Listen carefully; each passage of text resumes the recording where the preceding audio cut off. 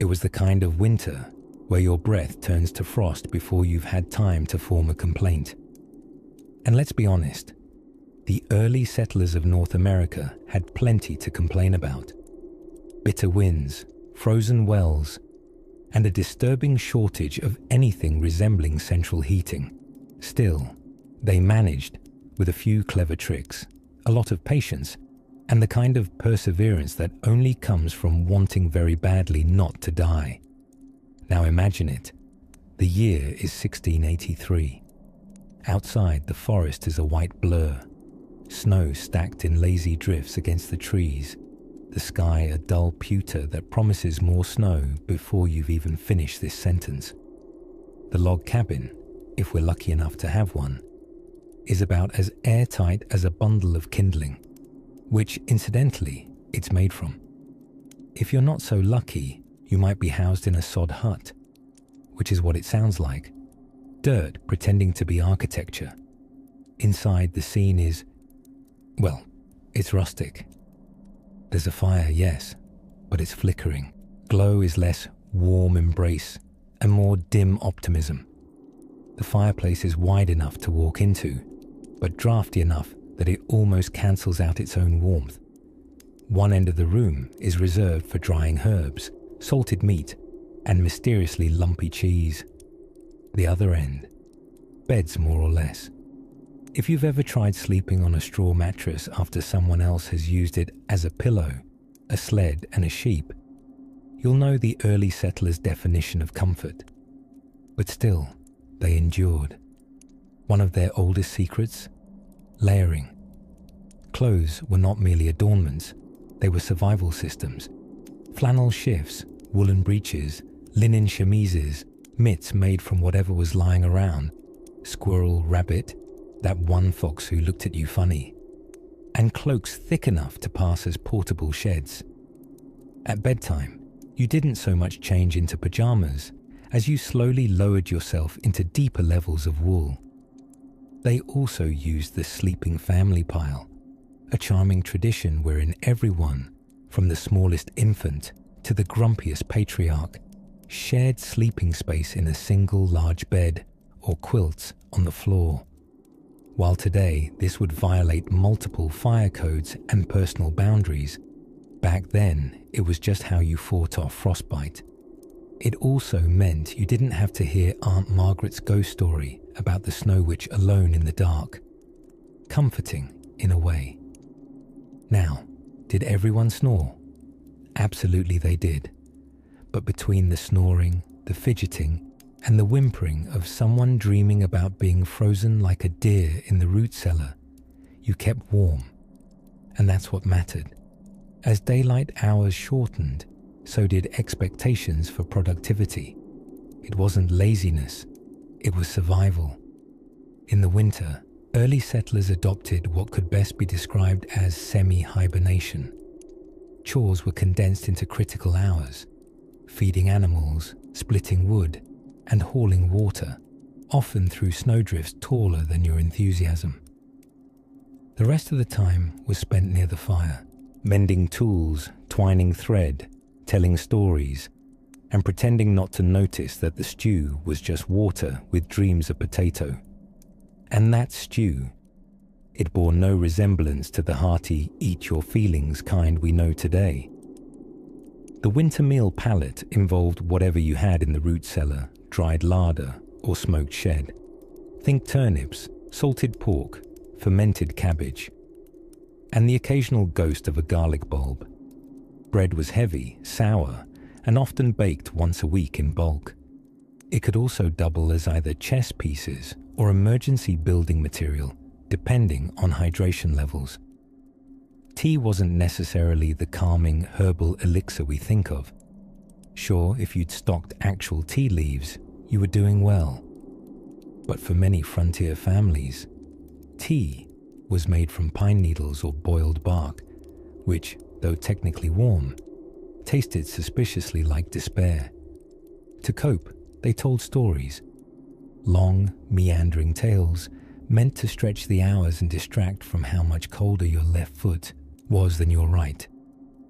Children sat wide-eyed, sometimes because of wonder, more often because their eyelids were frozen open. Adults drifted in and out of consciousness, lulled by firelight and the thousandth retelling of why grandfather hates spoons. These weren't just tales. They were a kind of oral insulation. Stories wrung warmth from the cold. They bound people together, across generations, across winters, across nights so long, they seemed to loop back into the last ice age. And so they huddled, sighed, and survived. Not with ease, but with ingenuity. Not with comfort, but with community. If these stories help you drift off, please subscribe to the channel. It would mean the world to me. And before you fully fade into dreamland, I would love to know where you're listening from and what time it is there. Let's ease now gently into another scene.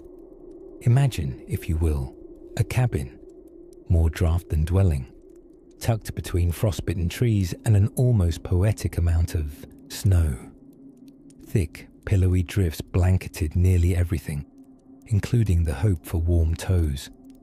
It's the late 1600s somewhere in colonial New England, and winter had thundered in like an overzealous theatre volunteer, dramatic, uninvited, and thoroughly committed to the role.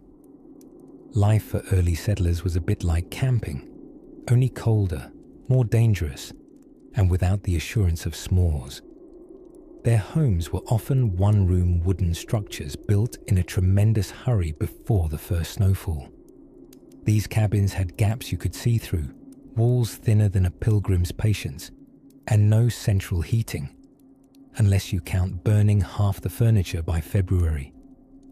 Now, inside this humble log Tetris known as a home, the fireplace was not a cozy Instagram backdrop. It was survival. The hearth was the heart, lungs, and digestive system of the household. It provided warmth, cooked your questionable stew, and in a pinch, dried your damp socks to a crunchy crisp. But let's not romanticize it too much. These fireplaces were drafty, inefficient, and quite skilled at turning a house into a slow-motion smokehouse. Settlers became experts in the fine art of smelling like brisket. Fueling the fire took effort. Wood didn't magically appear, despite the dramatic abundance of trees. Every chopped log was a calorie-weighted decision. Should one venture into the snow to fell another frozen tree? Or simply hope that shivering produces enough friction to generate heat? A tough call. And it wasn't always the men braving the woods. Women and children often helped haul timber, their footsteps crunching through snow as if they were helping to prop up civilization one frostbitten toe at a time. But even with a fire blazing night and day, temperatures indoors still skidded somewhere between root cellar and we can see our breath. Beds were often placed near the hearth, where entire families huddled together, including Granny, the twins, the dog, and occasionally a turkey in temporary exile from the coal barn. Personal space was a modern luxury. Back then, body heat was more lucrative than gold. And about those beds, picture this: a straw mattress, lovingly stuffed with whatever wasn't already food or firewood. Sometimes corn husks, sometimes dried leaves, always mildly disappointing. Bed sheets, if they existed at all, were hand-spun and predictably lumpy. Quilts were stitched from worn-out clothes, scrap cloth, and the lingering hope that winter might show mercy. Spinning and weaving were winter pastimes, because if you weren't busy spinning thread by the fire, you might notice how cold your nose was. Idle noses were especially at risk. Settlers wore layers to bed. Not fancy layers, mind you. Think wool petticoats, linen shifts, and homemade socks that gave up halfway down the ankle. People slept in their clothes, and sometimes their clothes slept on them.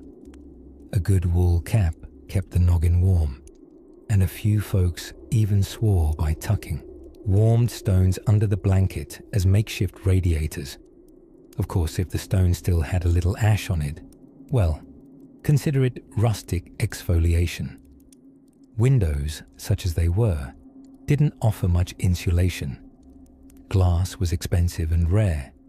Most used oiled paper or animal hides, stretched taut to let in light while limiting the wind's sense of entitlement. In retrospect, putting translucent greasy paper over a hole in the wall seems optimistic, brave even. But this was an era when optimism was considered a survival skill. If the window rattled too much, you simply stuffed it with moss. Problem solved, nature approved. And the food? Cold weather diets were utilitarian at best. Root vegetables stored in cellars, preserved meats, and dense loaves of bread so heavy they could injure someone if improperly sliced. Dinners were eaten quickly, by firelight, with spoons carved from whatever tree hadn't been invited to the fireplace. If you were fortunate, you had a bit of salt pork and perhaps a turnip to challenge the monotony. Soup was popular, not because it was delicious, but because a warm spoonful could double as a make-believe spa treatment for your face. Still, despite the teeth-chattering conditions and drafty architecture, settlers persisted. They adapted, complained creatively, and learned the fine art of surviving through equal parts determination and layering. A successful night meant waking up with most toes still where you left them. As the cold moon froze over chimney smoke and hearth fires burned low, our early settlers pulled the quilt up to their chins and whispered a silent prayer, not just for warmth, but for a morning slightly less frigid. And perhaps, just perhaps, a bit of sun. And in the stillness of the snowy dawn, we turn gently now to the world outside those frosty windows, where the animals withstood winter in ways no less curious or determined. If you are imagining a colonial homestead, pause the mental movie right there. Freeze frame on the snow-covered wooden cabin, smoke curling gently from the chimney like it too, is pondering its life choices. Good. Now let's step inside, but slowly, because the door creaks louder than an overworked diary. The inside isn't exactly postcard material. This was not an era known for interior design. It was more, shall we say, functional chic, with a generous splash of "we hope we survive till spring" aesthetic. Walls were often chinked with a mixture of mud and straw, which, while not winning any awards for insulation, beat having holes that let in starlight and regret. The houses, small and square, usually featured a single room. Multi-room homes were for those exceedingly ambitious settlers who had either struck luck with fur, land, or a particularly industrious grandmother. True luxury meant partitioning off a bedroom with a blanket or hanging dried fish between sleeping areas for both privacy and dinner. At the heart of the home, both figuratively and literally, was the fireplace. It was less of a cozy, marshmallow roasting hearth and more of a blackened, ash-dusted furnace for brute survival. It gave heat, light, and a place to cook whatever root vegetable hadn't gone suspiciously squishy. Early settlers relied heavily on this stone and smoke contraption to keep the chill from marching directly into their bones. If the fire went out overnight, and sometimes it did, it wasn't just an inconvenience, it was an emergency. Imagine waking at 3 a.m. to find your toes have unionized and declared independence from the rest of your body due to hostile freezing conditions. To prevent such dramas, someone, the unfortunate soul, voted least fond of sleep, was often appointed fire watcher. Their job? Keep the embers alive through the night by feeding the fire modest offerings of wood, bark, and whatever sticks weren't being used to hold up the walls. Speaking of wood, yes, the endless chopping. Wood was less a chore and more a lifestyle. Men, women, children, with arms strong enough to swing and enough common sense not to aim at their own feet, took shifts feeding the woodpile. Logs weren't just for heating. They were winter's rent, and the forests, plentiful as they were, seemed to mock settlers with their icy indifference. Keeping the home warm involved a rustic ballet of logistics. Firewood had to be dry, preferably seasoned for 6 to 12 months, which meant the family needed to plan ahead amid all their summer fun, like fighting dysentery and harvesting questionable turnips. Logs were stacked in neat piles near the house, though only the top layer was ever completely dry. The rest, deep inside the mound, lurked in various stages of herbal tea dampness. Clever families also built features to outwit the cold. Rugs, not woven but crafted from animal hides, helped insulate both floors and bodies. Some settlers even tacked hides between the ceiling beams to trap warm air, or, whenever an engineer in training came to visit, attempted to construct heat-lofting platforms near the fire, where the warm air rose. They'd sleep up there like wood-smoke-drowsy birds, faces pinked with radiant heat, and dreams gently seasoned with squirrel stew. Now don't go thinking they didn't have blankets. They did. Piles upon piles, most of them homemade from wool, animal hides, or whatever could be bartered from neighbors who owed them one from the infamous potato incident of 1692 to be exact. These blankets weighed somewhere between a firm hug and mild bear trap, which is precisely how they liked it in the dead of a January night. And so they survived, by sheer stubbornness, a little ingenuity, and a slightly worrying comfort with sleeping next to potatoes stored in sacks inside their own homes. For warmth, of course. Also dinner. As the snow piled quietly against the window boards and the fire cracked its sleepy rhythm of survival. Families whispered around embers, trading stories or hushing children with songs passed down from distant shores. Outside, the wind howled like it had unresolved personal issues. Inside, however, the world was small, simple, and warm enough to carry them through another frozen night.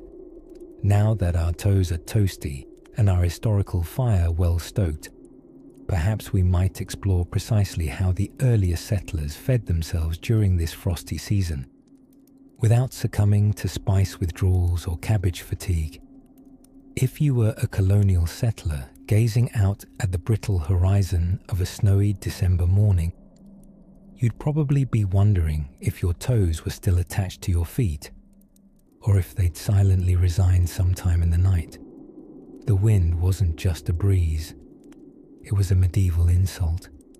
And yet, somehow, our ancestors managed to survive winters that would make the interior of a freezer look toasty by comparison. Without modern heating, electric blankets, or even a mildly functioning radiator with a name like Old Rusty. The secret, as it happens, wasn't one thing. It was many small things, layered with the stubborn determination only possible when your survival depends on it, and perhaps a little wool.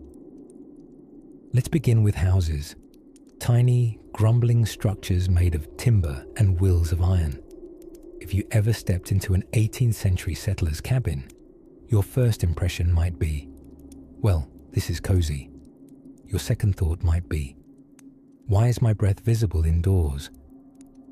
Most structures were 1 or 2 room log cabins, knotty walls, dirt or wood floors, and ceilings so low that tall men developed both humility and chronic neck issues. Insulation wasn't so much installed as it was improvised. Gaps between logs were filled with a mix known as chinking, a glorious casserole of mud, straw, moss, and anything else sticky that didn't protest aloud. It worked decently until the mud cracked from cold, fell out, and was politely replaced season after season. Windows, rarer than a warm biscuit by February, were covered in oiled paper or animal bladder. Yes, truly. Allowing light in, but keeping most of the elements out. The key word here is most. Inside, it was all about proximity to the hearth. Not the metaphorical one, the actual one. The fireplace, wide enough to roast a boar if you happen to find one volunteering, was the steadfast heart of winter survival. It wasn't just for cooking. It was the singular heat source and by default, the neighborhood gossip hub, sleepover location, and occasional emergency drying rack for damp goats. Settlers spent hours, days really, meticulously splitting and stacking firewood. You didn't just burn any old stick. Oh no. Wood had to be seasoned, dried at least 6 months in advance, or risk choking the cabin with cloying smoke and judgmental creaks from the chimney.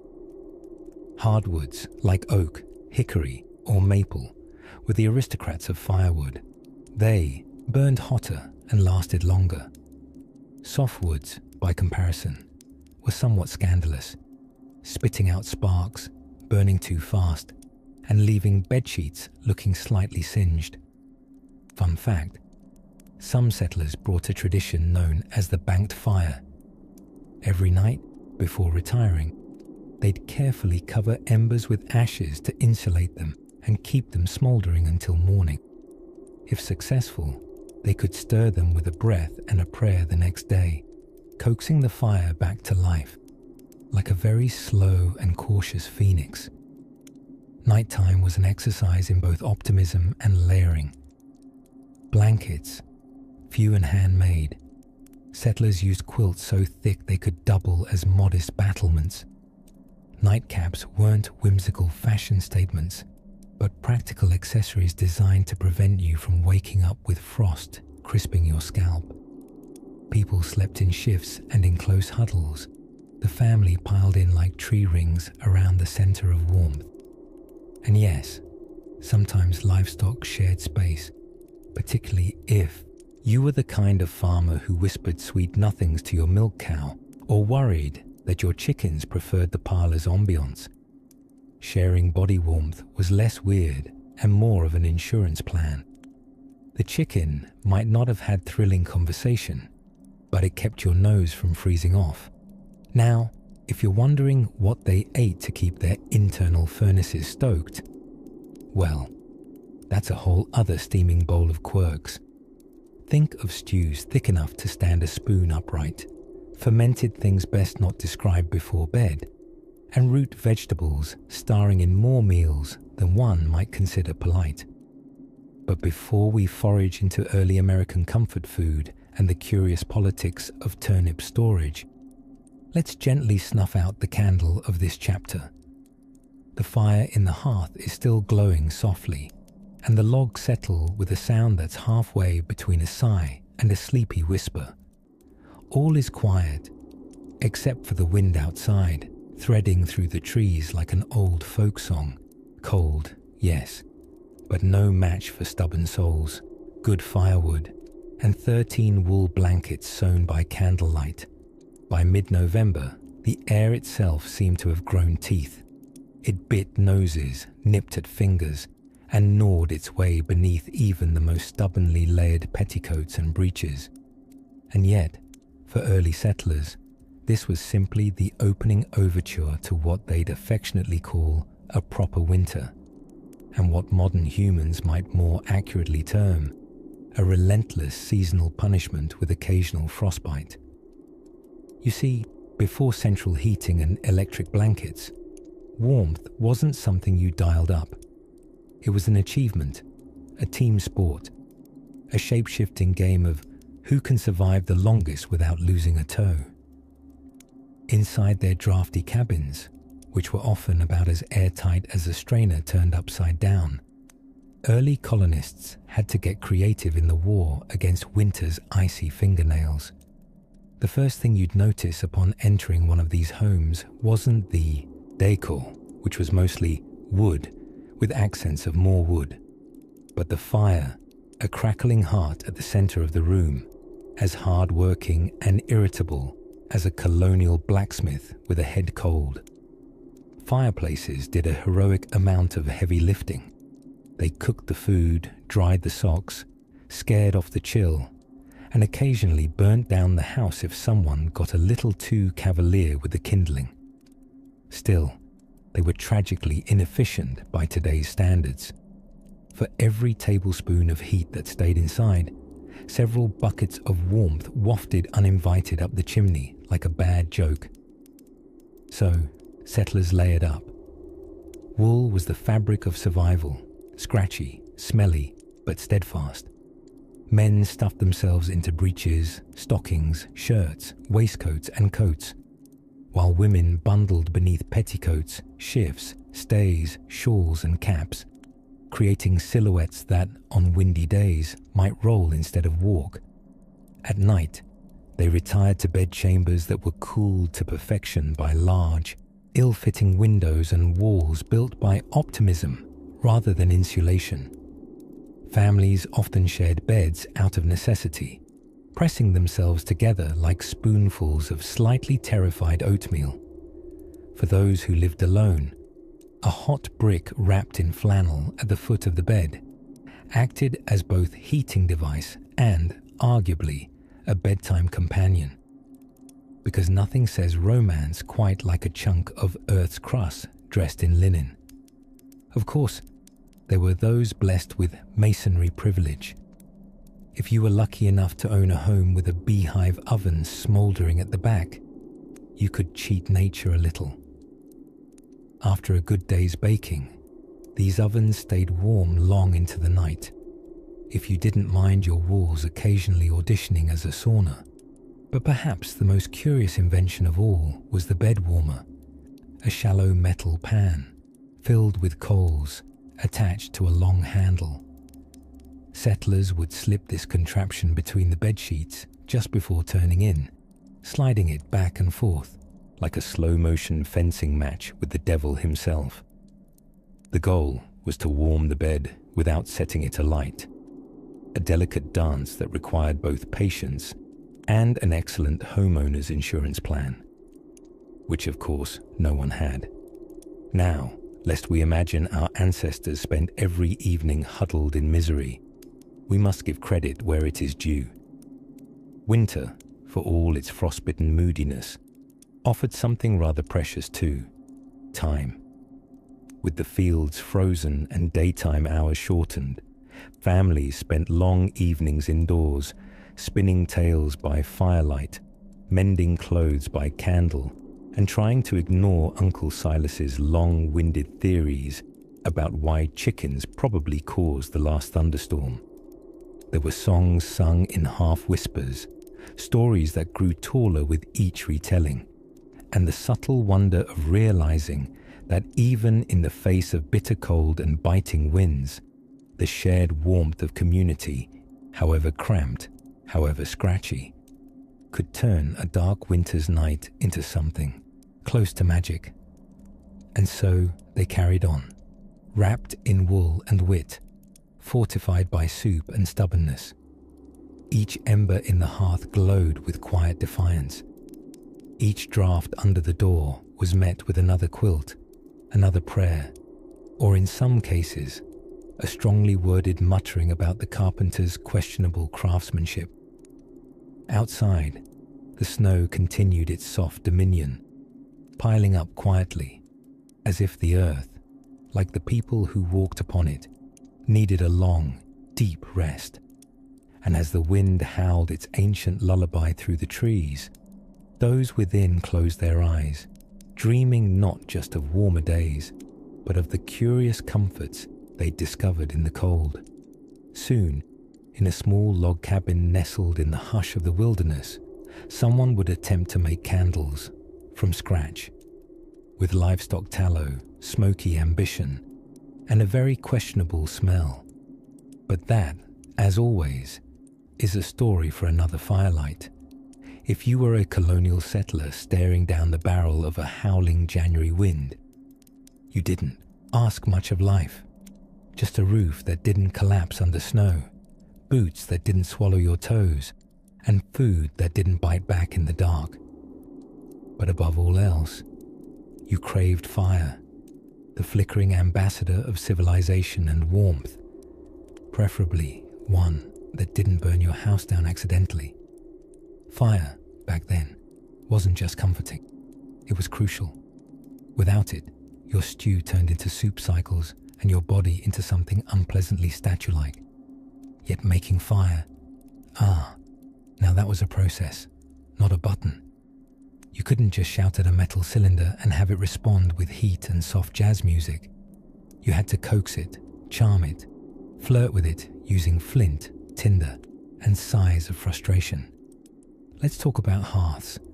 In a world before radiators and thermostats that made a gentle click and then rewarded you with gentle whoosh noises and central heating, the hearth was king. It was the literal heart of the home, which is why the phrase hearth and home had such weight to it. Families didn't just gather near the fireplace, they revolved around it like moths doing laps around the sun. Entire domestic ecosystems hovered close to the blaze. Children played in its radius. Grandparents dozed in rocking chairs, wrapped in wool and stories. Cats plotted their takeover of the cabin from the corner. Now, a settler's fireplace was no dainty thing with decorative logs and orange Christmas lights pretending to glow. Oh no, these hearths were meaty chambers of survival fury, 6 feet wide by 4 feet tall, often taking up a whole wall. Huge iron cranes swung out awkwardly like misunderstood gymnasts, holding bubbling cauldrons of stews thick enough to patch a roof. There were spits, trivets, kettles, grates, and toasting forks. It was part fireplace, part Mad Max cooking arena. And you didn't just burn any wood willy-nilly either. No, sir. This was winter warfare, and you had to know your lignification. Hardwoods like oak, hickory, and maple burned hot and slow. Softwoods, like pine, were for kindling or amusing your neighbors with sudden chimney fires. A good settler knew to season wood for at least 6 months to a year. In other words, your firewood had its own calendar. Oh, this stack, it's for the winter of '86, no touching. Of course, heating went beyond just fireplaces. The humble bed, once a place of mere repose, became a strategic heat retention fortress. People slept under mountains of quilts so heavy, you needed help turning over. Some households had featherbeds atop straw, ticking stuffed with sheepish secrets. And in truly elegant operations, there were even bed warmers, essentially bronze pans filled with coals, slid between sheets to create a brief hot zone before the embers ate through your linens. And let's not forget, beds weren't always solo voyages. It was common for entire families, or at the very least, children like curly-haired sardines, to sleep together for warmth. This wasn't necessarily cozy. It was pragmatic. Elbows in ribs were simply the collateral damage of communal thawing. Speaking of warmth sharing with a slight side of awkward, let us not overlook the baffling genius of the foot warmer. Essentially, a mini-box stove, usually tin or brass, that you placed at your feet while sitting, or, if feeling adventurous, carting it to church. These foot warmers were filled with smouldering embers or hot stones and cradled like precious puppies under heavy blankets. If you've ever wanted to feel both scorched and grateful, you would have appreciated one. But even with all these contraptions, clever adaptations, and steaming turnip stews, there came a point in every long, icy stretch of January when the cold seemed to sneak through everything, sashes, dreams, conversations, and lodge itself into the bones. And that's when settlers relied on something far older and warmer than any hearth: companionship. Neighbors looked in on each other, not with text, messages, but with woven baskets and knock-knuckle greetings. Hearty suppers were shared in cramped sitting rooms as fiddle tunes stitched sound into silent snow. Children played by firelight or huddled for sleepy storytelling, their laughter rising like sparks. The cold may have been unrelenting, but it didn't stand much chance against stubborn community. And so the long season wore on, not always comfortably, rarely easily, but always together. As frost weeks deepened and icicles thickened like crystal stalactites, the fire still burned, people still bundled, and somewhere in the spinning rhythm of winter, someone discovered an even older trick. Laughter helps keep you warm.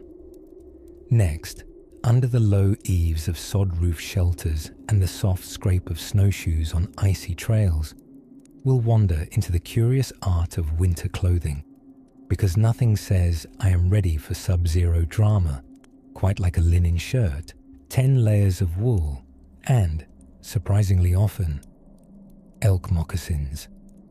When winter settled its quiet weight upon the early colonies, life became a bit like camping inside a wooden box that creaked louder than your grandpa's knees and smelled faintly of turnips.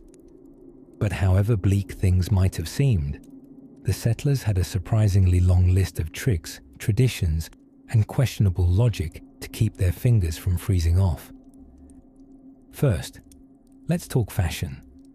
Winter wear in those days wasn't about aesthetics. No slim-fit goose-down puffers or thermal leggings. No, the early settler bundled up in layers that would make a modern hiker weep.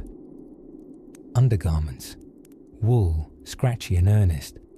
Outer layers, even scratchier wool. If you were really stylish, you might also layer on a deer hide or two. Add a cloak that made you look like either an exhausted wizard or a cabbage merchant, and voila, you were ready for the great outdoors. Or, more realistically, the 27-foot trek to the outhouse. But indoors was where the real wintering strategies took place. Log cabins were built solid, though not always sensibly. Chinks between logs were sealed with mud, clay, or moss.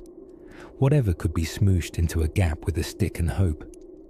Drafts were common, and the wind had a strange way of making itself an intrusive house guest, slipping under the door and whistling through the walls like an opinionated ghost. To counter such breeziness, settlers turned to their best friend, the hearth. It wasn't just a fireplace, it was the central command post of the home. A glowing, soot-smudged throne around which all life revolved. Cooking, heating water, drying socks, and occasionally singeing a toe or two while warming boots too close to the coals. It was the heart and soul of winter survival, and also the reason every colonial child had the burnt ends of a broomstick somewhere in their memory. Now, while the fireplace roared its uneven symphony, the rest of the house tried, and mostly failed, to retain warmth. Blankets were piled on beds like soft fortresses. Feather beds, though luxurious, could only do so much when windows rattled like tambourines in a storm. So people slept close, very close. Entire families often snuggled up, not particularly from affection, but because body heat is a magical thing when your thermometer is frozen and you don't have a thermometer. These sleep piles were known less romantically as bundling and included a variety of arrangements, some cozy, some complicated, and some downright awkward.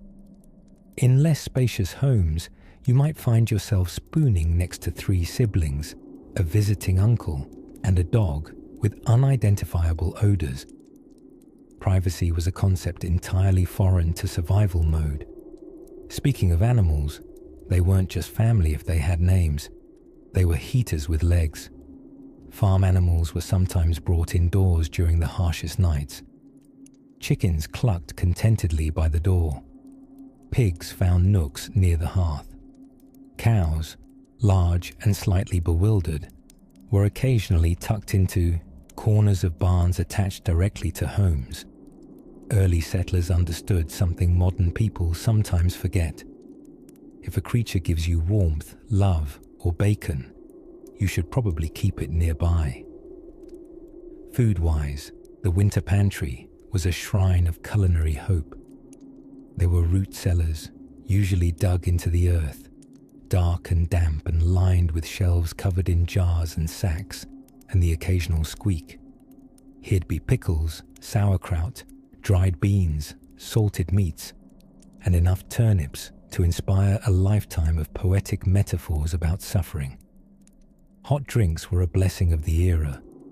Warm cider spiced with cloves, thick, heated molasses mixed with hot water for what they called switchel, a drink that was either deliciously old-fashioned or definitively a bad idea. Tea, if available, was brewed with reverence, though sometimes it was made from herbs that smelled suspiciously like whatever had been trodden on in the garden that morning. On stormy nights, when gusts howled like lost banshees across the roofs, settlers would gather close. They told stories of home, of legends, of the time Silas tried to dry his pants by the fire too quickly and discovered both the volatility of wool and the upper limits of human embarrassment. Whatever the crisis, the settlers did what humans always do. They made do. They adapted. They shared. They laughed carefully, so as not to jiggle the icicles hanging from their eyebrows. And so, huddled in their patchwork nests of blankets and barn smells, illuminated by the flickering light of a stubborn fire, they waited for the distant promise of spring, or at least a morning where the basin of water hadn't turned to ice. In the next room, perhaps someone was softly playing a fiddle, or snoring like a wheelbarrow full of disgruntled ducks. But far from a scene of hardship, this was comfort of a sort. Hand-carved and soot-smeared, yes, but woven with camaraderie and an almost endearing stubbornness. Just as the snow deepened outside, like a sigh from the earth itself, we'll drift gently toward how these chilly souls managed to feed themselves with frozen soil and 5 root vegetables. As the first serious frost blanketed the earth and the last leaves gave up their grip on the trees, early settlers entered a season they didn't so much greet as survive. Winter, you see, wasn't so much a peaceful snow-dusted postcard as it was a months-long stress test of human stubbornness. And when central heating was still a figment of the far-flung future, and weighted blankets were, well, just regular heavy quilts, people had to get creative with staying warm without freezing their extremities off. Let's begin with the heart of the homestead, the hearth. If the house had one, and it didn't smoke everyone out like a moody dragon, then the fireplace became a friend, a food source, and practically a third parent. Hearth fires were kept burning almost continuously through the cold months, not necessarily because the settlers were sentimental, but because reigniting a fire from scratch every morning in the time of flint and friction was approximately as fun as chewing on icicles. It also made one quite familiar with the concept of patience, or frostbite. Now, heating a drafty log cabin with a single fireplace is a little like trying to warm a swimming pool with a scented candle. Heat didn't politely circulate itself through the house. No, it crouched stubbornly near the fire, while the rest of the place remained a brisk, invigorating 40 degrees, colder in the corners, where socks went to die. To compensate, settlers layered clothing like lasagna. Wool was the holy grail of warmth, a material so valuable that sheep were often treated better than guests. A good woolen undershirt, overshirt, over-overshirt, coat, and cap could keep one reasonably toasty unless, of course, it got wet. At that point, it took on the noble duty of freezing directly to your torso. Nighttime was a different ordeal altogether. Bedrooms, if the structure even had such luxuries, might have windows with oiled paper instead of glass, which is a poetic way of saying the wind had visiting rights. Beds became survival pods, bundled in layers of blankets so thick you'd need a friend or forklift to roll over. Families huddled together. Yes, even the awkward cousin with a snore like an injured goose. Staying warm trumped personal space. And that, dear listener, is how the original family bed turned into both a furnace alternative and a community-building experience, whether the community wanted it or not. Within some cabins, there was the nighttime parade of the warming pan. Imagine a frying pan on a stick, filled with glowing coals and gently slid like a cautious curling stone between the sheets. The idea was noble. Pre-warm the bed for fewer evening shrieks. It was effective. It was genius. It was also a breathtaking gamble between pleasantly toasty and accidental arson. This is why it was often a task assigned to the level-headed elder of the family, or the swiftest child, depending on everyone's preferred risk tolerance. If you were daring, or just dreadfully poor, you might have gone the bedfellow chicken route. Yes, people sometimes brought in livestock. Not entire herds, mind you, just a few portable members of the barnyard like small dogs, cats, or on truly desperate nights, a hen. Feathers are nature's insulation after all. And should the chicken lay an egg? Breakfast in bed. Settler multitasking at its finest. Food, too, had a role in temperature control. Not simply through the actual act of cooking over the fire, though that helped, but by what one ate. Winter diets leaned heavily on stews, porridges, and anything that could plausibly be called hearty.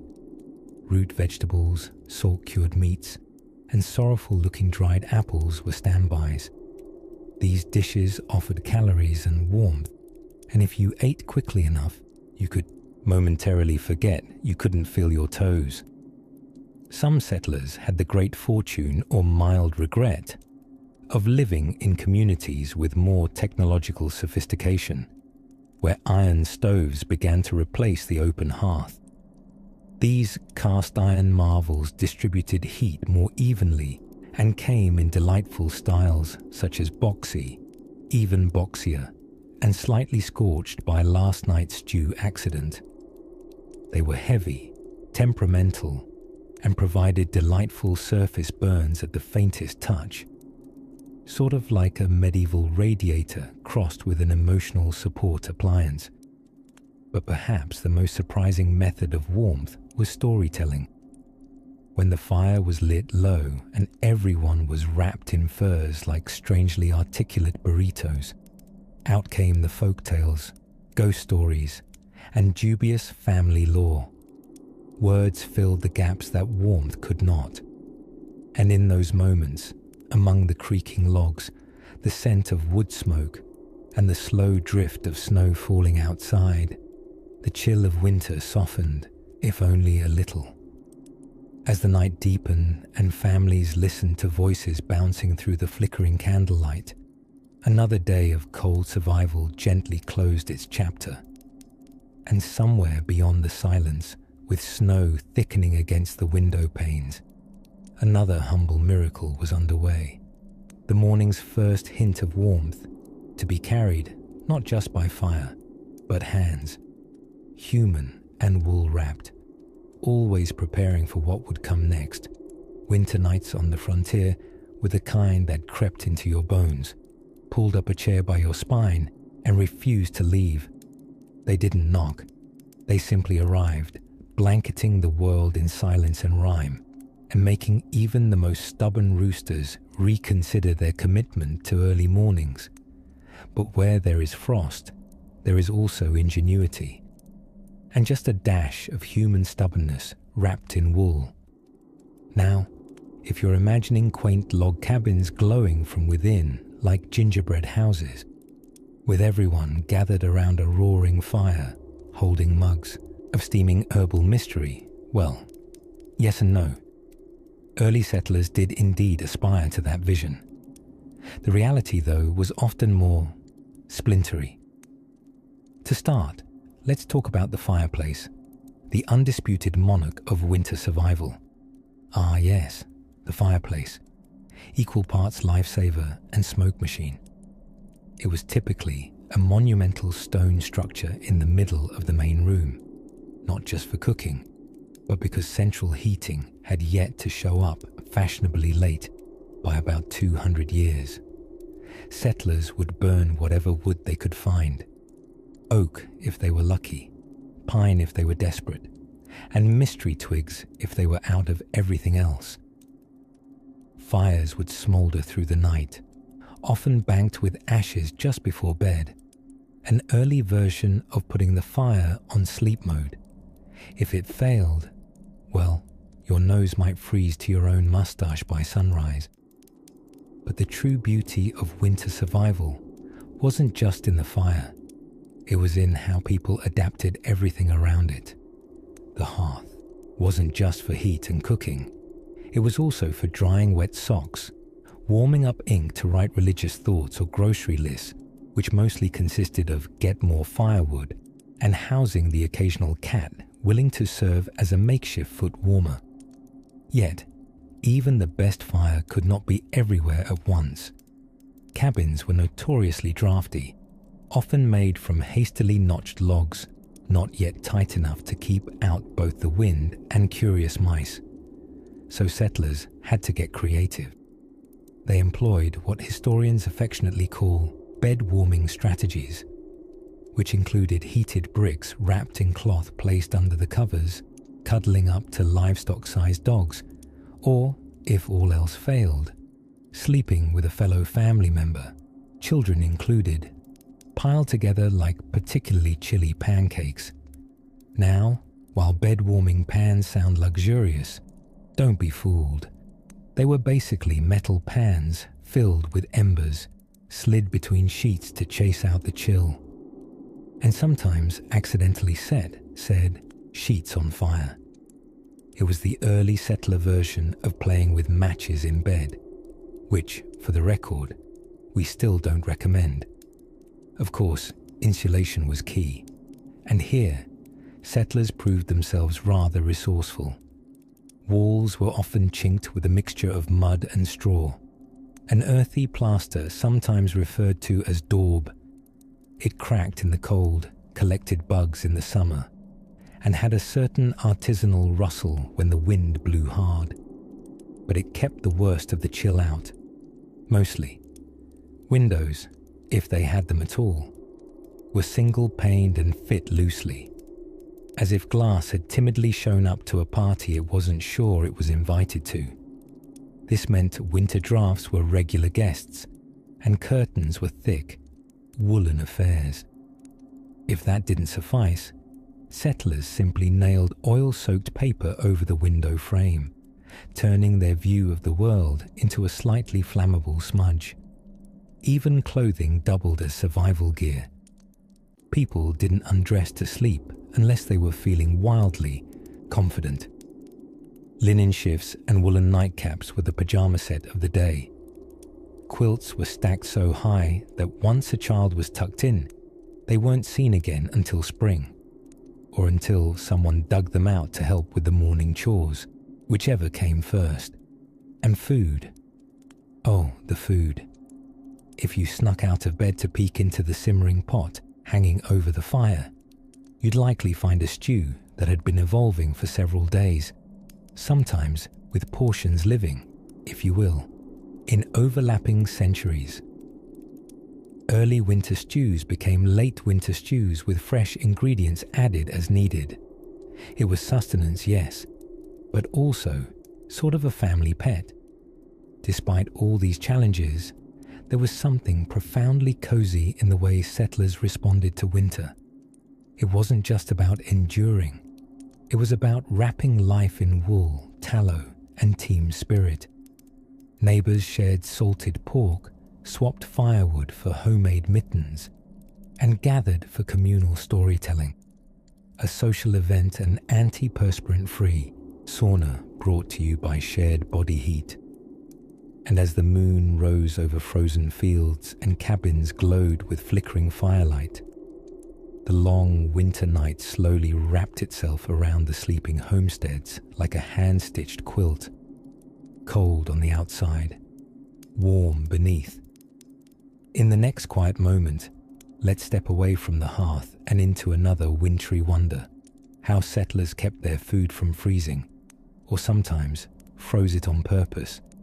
A curious dance with cold coming soon, when the frost hit hard and the wind moaned through the chinks of wooden walls like a ghost with unresolved opinions. Early settlers turned to something far more dependable than insulation. Layers. Yes, dear listener, not metaphorical layers of emotional resilience, though those were certainly useful, but literal, itchy, woolen layers, stacked like pancakes of warmth and discomfort. You see, the art of not freezing into a colonial popsicle began with one's undergarments. These were oftentimes made of linen, a fabric that was breathable, renewable, and alarmingly honest about the ambient temperature. Over these, one might don a flannel shirt or perhaps a wool chemise, thick enough to insult the wind, yet thin enough to occasionally allow movement. Next came breeches or petticoats, which had as many variants as the moon has phases. And then, because winter was nothing if not relentless in its personal vendettas, settlers piled on greatcoats, cloaks, shawls, mittens, mufflers and hats made of anything from beaver fur to sheer desperation. If it could be wrapped, it was. If it couldn't be wrapped, they tried anyway. There was a technique known as bundling up, which now means tucking your child into a stroller with one too many jackets. But in the 17th and 18th centuries, it meant a person layering to the point that their silhouette resembled either a small haystack or an overconfident cabbage. The more one resembled a produce display with arms, the safer they were from Jack, Frost's rather aggressive advances. But warmth wasn't just sartorial. Houses played their part too, though they did so with the reluctant enthusiasm of a slightly reformed criminal. The early settler home was not so much insulated as it was wood adjacent, timber logs barely pressed together, sealed with mud, moss, or whatever the local fauna wasn't currently using. Windows, where they existed, were covered in oil-soaked paper or thin glass that did absolutely nothing to discourage a draft with ambition. So, the hearth became the heart of the home. And not simply in a poetic sense. Quite literally, this blazing void of firewood and smoke was the only thing standing between a family and hypothermic regret.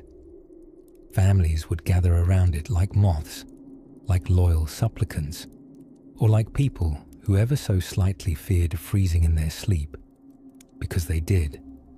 At night, they employed what modernity has made nearly extinct, the bed warmer.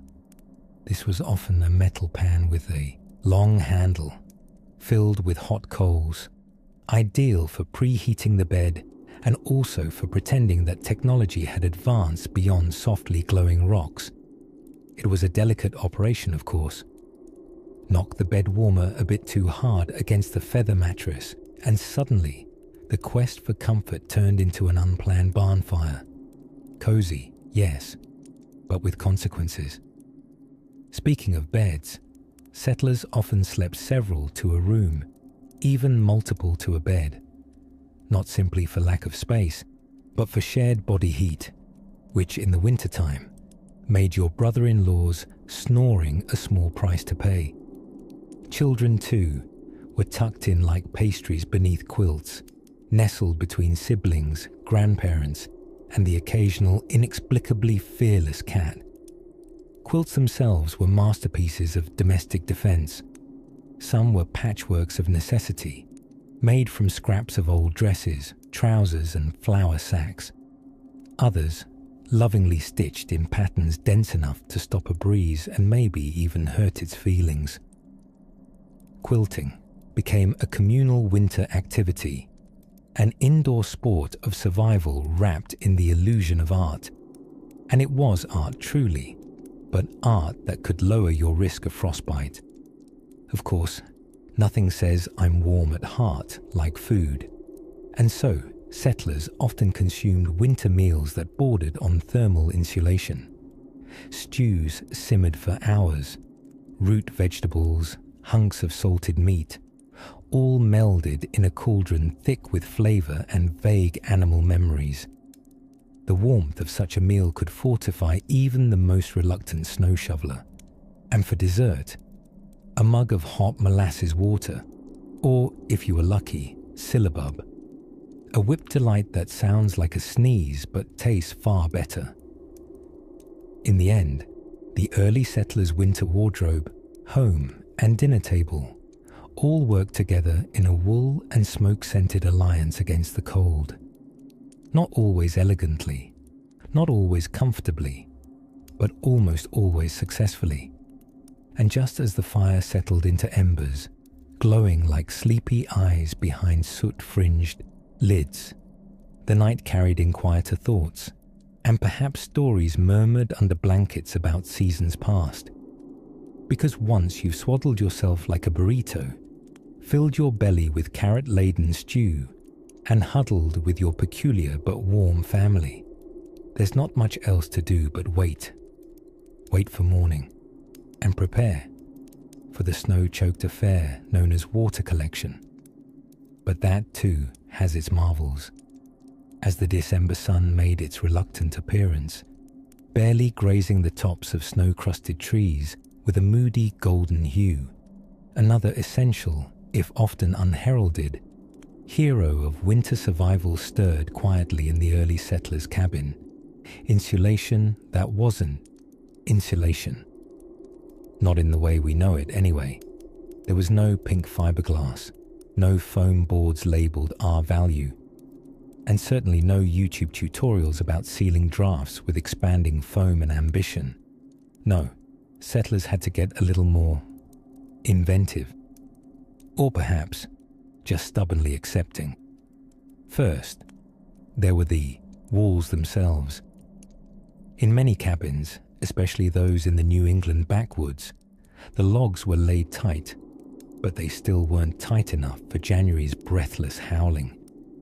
So settlers chinked the gaps with what they had.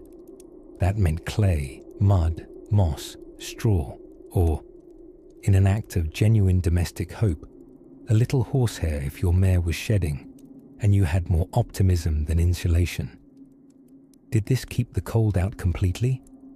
No, but it did make the walls look like they just returned from a very hearty mud wrestling championship. Function before fashion, always.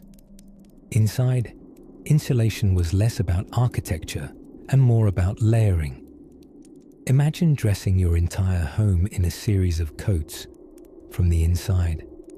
Hanging thick quilts on walls wasn't just decorative. It was an act of thermal rebellion.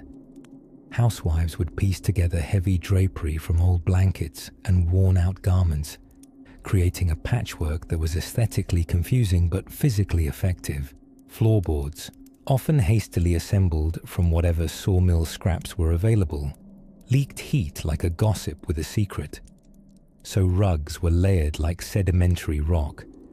A fur pelt here, a tattered rug there. The dear memory of a wolf who wandered too close, now repurposed as cozy toe covering. But above all, the real domestic miracle was the windows. Those fragile portals to the eternal whiteness outside. How to keep the cold from seeping in through them.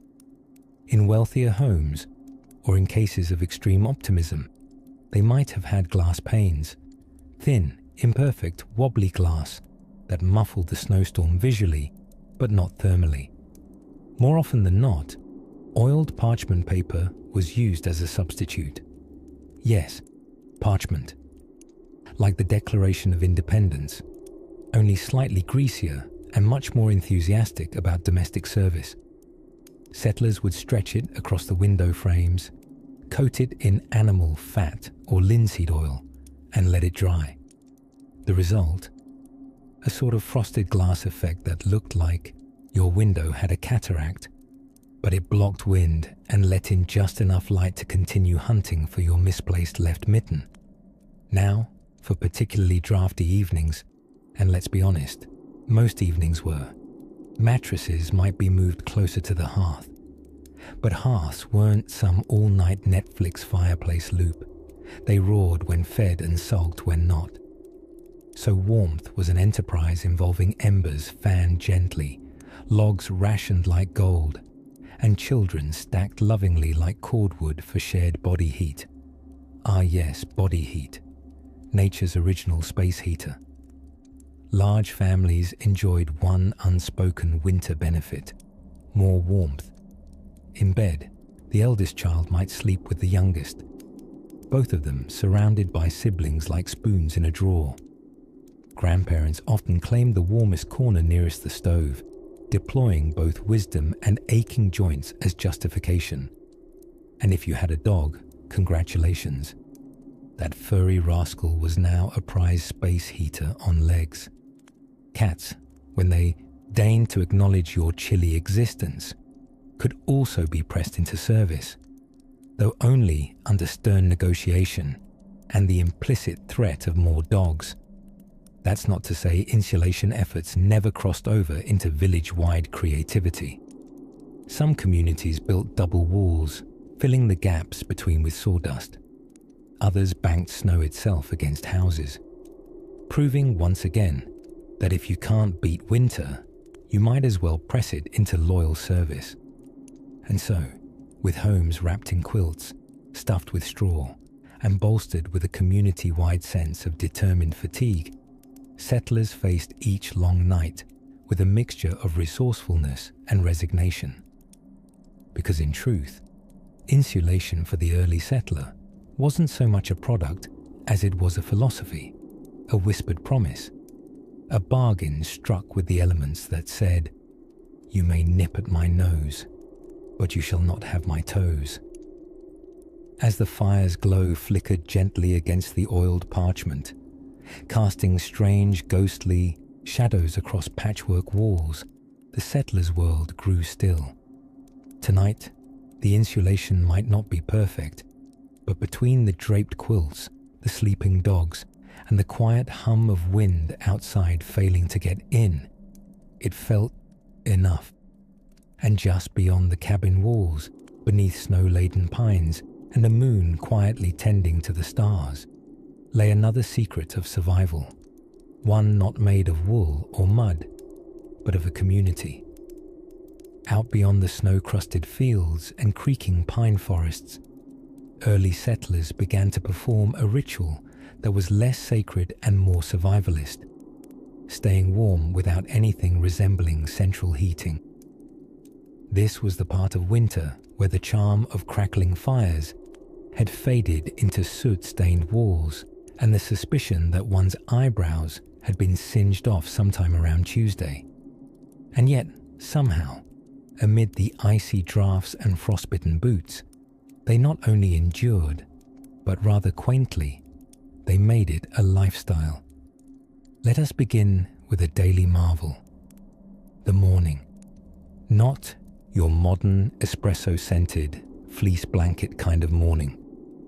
No, in a winter cabin, the morning began with a ritual known affectionately as yelling at the fire to please, just light already. Hearths that had smouldered through the night were now moody, half-asleep piles of ash, and reigniting them involved a medley of flint, steel, pine kindling, and a disturbing amount of muttered expletives that remained historically undocumented, but were definitely present. Once the fire was revived, the rest of the house remained resolutely cold, because insulation in the 1700s was more of a philosophical concept than a tangible material. Most homes featured walls thin enough for squirrels to hold conversations across. Settlers retaliated with ingenuity, hanging tapestries, stuffing cracks with rags, or sleeping in a heap of humanity designed less for comfort and more for the efficient transmission of shared body heat. Picture a human lasagna, layered in wool blankets, with the family dog tucked somewhere near the feet, heating all parties by sheer moral support. Now, the beds themselves were small, comically small, designed in a time when people were apparently both shorter and more willing to share elbow space. A family bed could include mother, father, several children, perhaps an in-law or two, and an overwhelming sense of why are your feet so cold. Privacy wasn't really a concept back then. Your business was everyone's business, especially if that business involved snoring. And believe it or not, many wore caps to bed, not just because it looked quaint in oil paintings, but because ears freeze surprisingly fast when the temperature indoors barely nudges above freezing. The famous nightcap, soft and floppy, was less about fashion and more a silent protest against frostbitten lobes. Clothing choices during the day were another form of cozy rebellion. Wearing layers wasn't optional, it was a lifestyle. Linen undershirt, followed by woolen shift, topped with a waistcoat, over which a second waistcoat might casually drape. If you were going outside, you added a cloak, mitts the size of small livestock, and possibly all the blankets you owned simultaneously. By the time you were ready, you resembled a particularly ambitious onion. But while sub-zero temperatures argued loudly against comfort, the people of the time found other ways to keep the hearth of the spirit stoked. Shared storytelling by firelight was the nighttime Netflix, with tales drifting somewhere between hard-earned wisdom and elaborate excuses for why the chickens had escaped. Candlelight, flickering gently on wooden walls, cast shadows with personalities of their own. And if you squinted into that amber glow, every spindle or rocking chair seemed like an elderly relative eager to dispense unsolicited advice. Even food, though simple, became part of the warm routine. Porridge in the morning, thick, steaming, and often suspiciously grey, was the physical embodiment of its better than nothing. Midday meals featured stews so heavy they could theoretically hold the house up. And after dinner, perhaps a small tot of rum or something herbal to brace the nerves for another night of ominous creaks and howling winds whispering secrets under the door. What settlers lacked in thermodynamics, they made up for with obligatory cheer. It helped that complaining was treated not as weakness, but as a sort of national pastime, second only to chopping all the wood you had just used last night. And through all this, people knitted, they hummed, they carved whistles out of sticks with alarming intensity. Anything to keep the hands busy and the spirits above freezing. So as we settle deeper into this dusky reverie, let's imagine ourselves wrapped in 3 layers of wool, seated near a fire that threatens to go out at any moment. It's cold, yes, but it's also quiet, peaceful. The wind outside scratches politely at the window panes, but inside, the world is hushed. And just beyond that flickering hearth, a new day waits with wood to be chopped, stories to be told, and perhaps, if the weather allows, a glimpse into the curious customs of winter attire that made history way warmer than expected. If you were a weary settler somewhere in the icy north woods of 17th century New England, after misjudging just how long and horrifyingly frigid a winter could be, one thing became abundantly clear. Warmth wasn't optional. It was a full-time job. Now, the heart of that job, like the beating hearth at the center of every homestead, came down to one indispensable ritual: the fire. Ah yes, fire. That magical crackling beast that turned cold into comfort and meal scraps into soups, unworthy of poetry, but worthy of survival. But make no mistake, keeping a fire alive in a drafty log cabin was about as romantic as trying to potty train a goat. It was noble work, but involved more soot, more sneezing, and far more existential doubt than the ballads let on. Settlers didn't just pop a log in and call it a day. No. Fires had to be nurtured, like a pessimistic toddler, fed carefully and watched around the clock. During the day, the fire was king, burning bright to warm the hearth, dry the clothes, bake groaning loaves of coarse bread, and accidentally roast your socks if you weren't careful where you stood.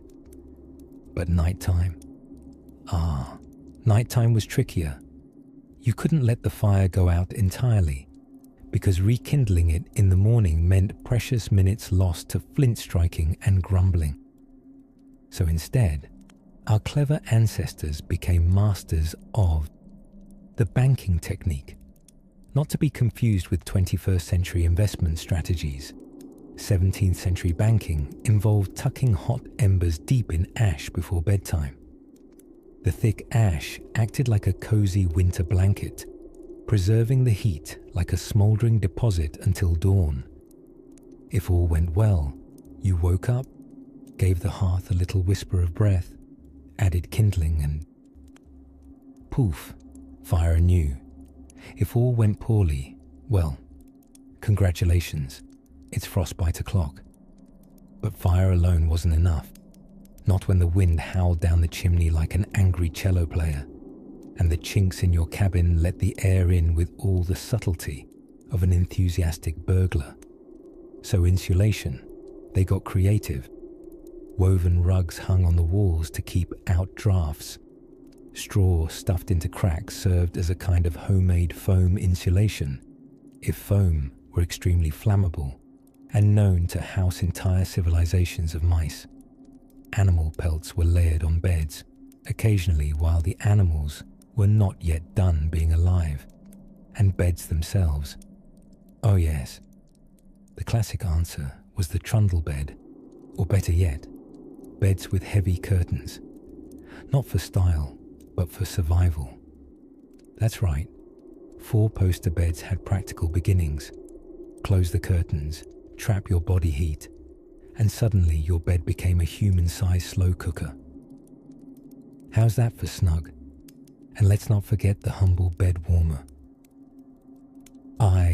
Metal pan on a long handle filled with hot coals, slid between sheets like a flaming ghost. Done right, it warmed your bed and made you feel like royalty. Done wrong, it introduced you to the concept of sleep arson. Of course, not everyone could afford such luxuries. Many families shared beds, children loaded like firewood across the mattress. Some even slept on hay mattresses on the floor, where warmth was negotiable, but the company of rodents was a given. Wool was gold, thick, itchy, glorious wool. Cloaks, blankets, underthings, overthings, ceremonial wool, emergency backup wool. Folks layered in it like fashionable yaks. If you could spin it, you wore it. And now we arrive at the part of the evening when even the cows enter the story. Yes, cattle and livestock weren't always stored far from the house. Sometimes, especially in harsh winters, the barn was built onto the side of the cottage, not because it looked adorable, though it kind of did, but because animals gave off heat like big muscular radiators that occasionally moo. Having your cow nearby wasn't just quaint, it was thermodynamically wise. So picture this surreal scene. Snow whipping outside, fire banked low under a hill of ash, straw wedged in every cobbled crack, the faint but comforting scent of wool and livestock, and you curled up under a mountain of pelts, as your housemate Bessie softly snores through the wall. It wasn't glamorous, no, but it worked. And in that quiet warmth, in the flicker of emberlight and the sigh of winter winds, the early settlers, half asleep and smelling faintly of sheep, dreamed of spring. But before the thaw, before the buds of life would return to the brittle trees, there was still one crucial element to discuss: the warm and wonderful wonder of soups, stews, and survival porridge. Modest meals, yes, but bubbling with flavour and fortitude. Let's warm our hands and step into that cosy chapter next.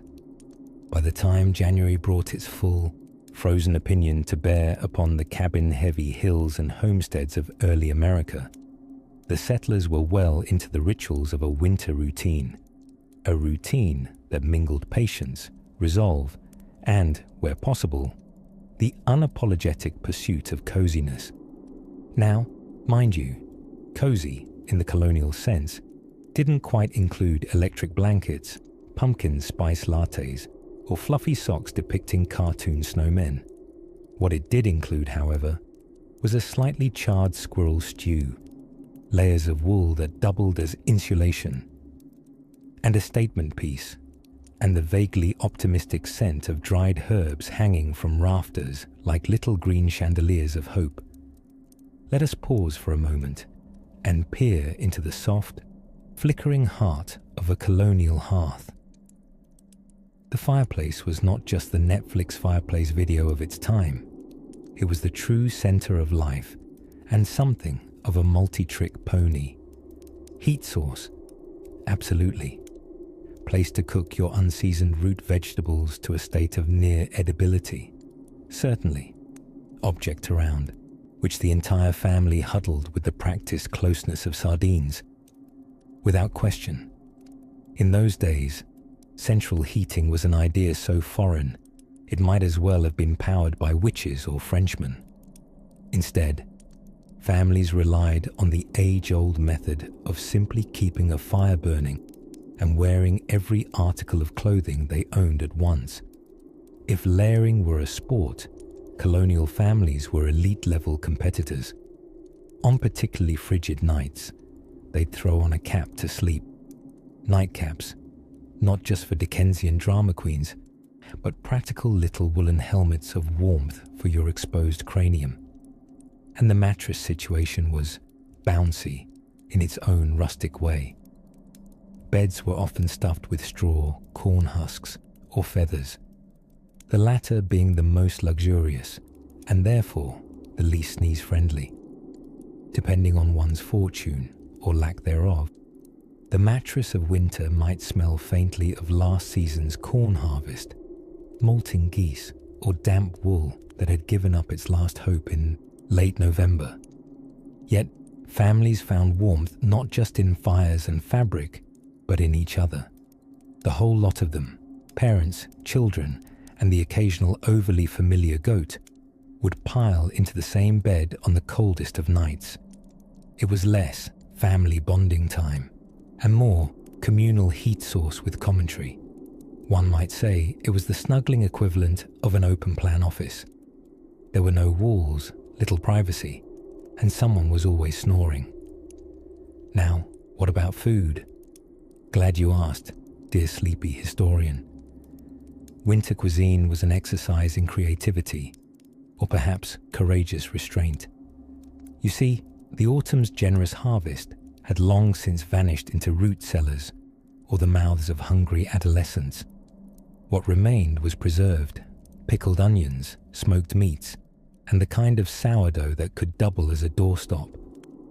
Salted pork was a mainstay, although after 3 months of eating it, even the most stoic of grandfathers began to dream of lettuce with a wistful sigh. To keep drinks from freezing solid, they were kept in the root cellar next to buckets of apples, hanging onions, and that one mysterious barrel filled with what might have been cider or shoes. Hard to say.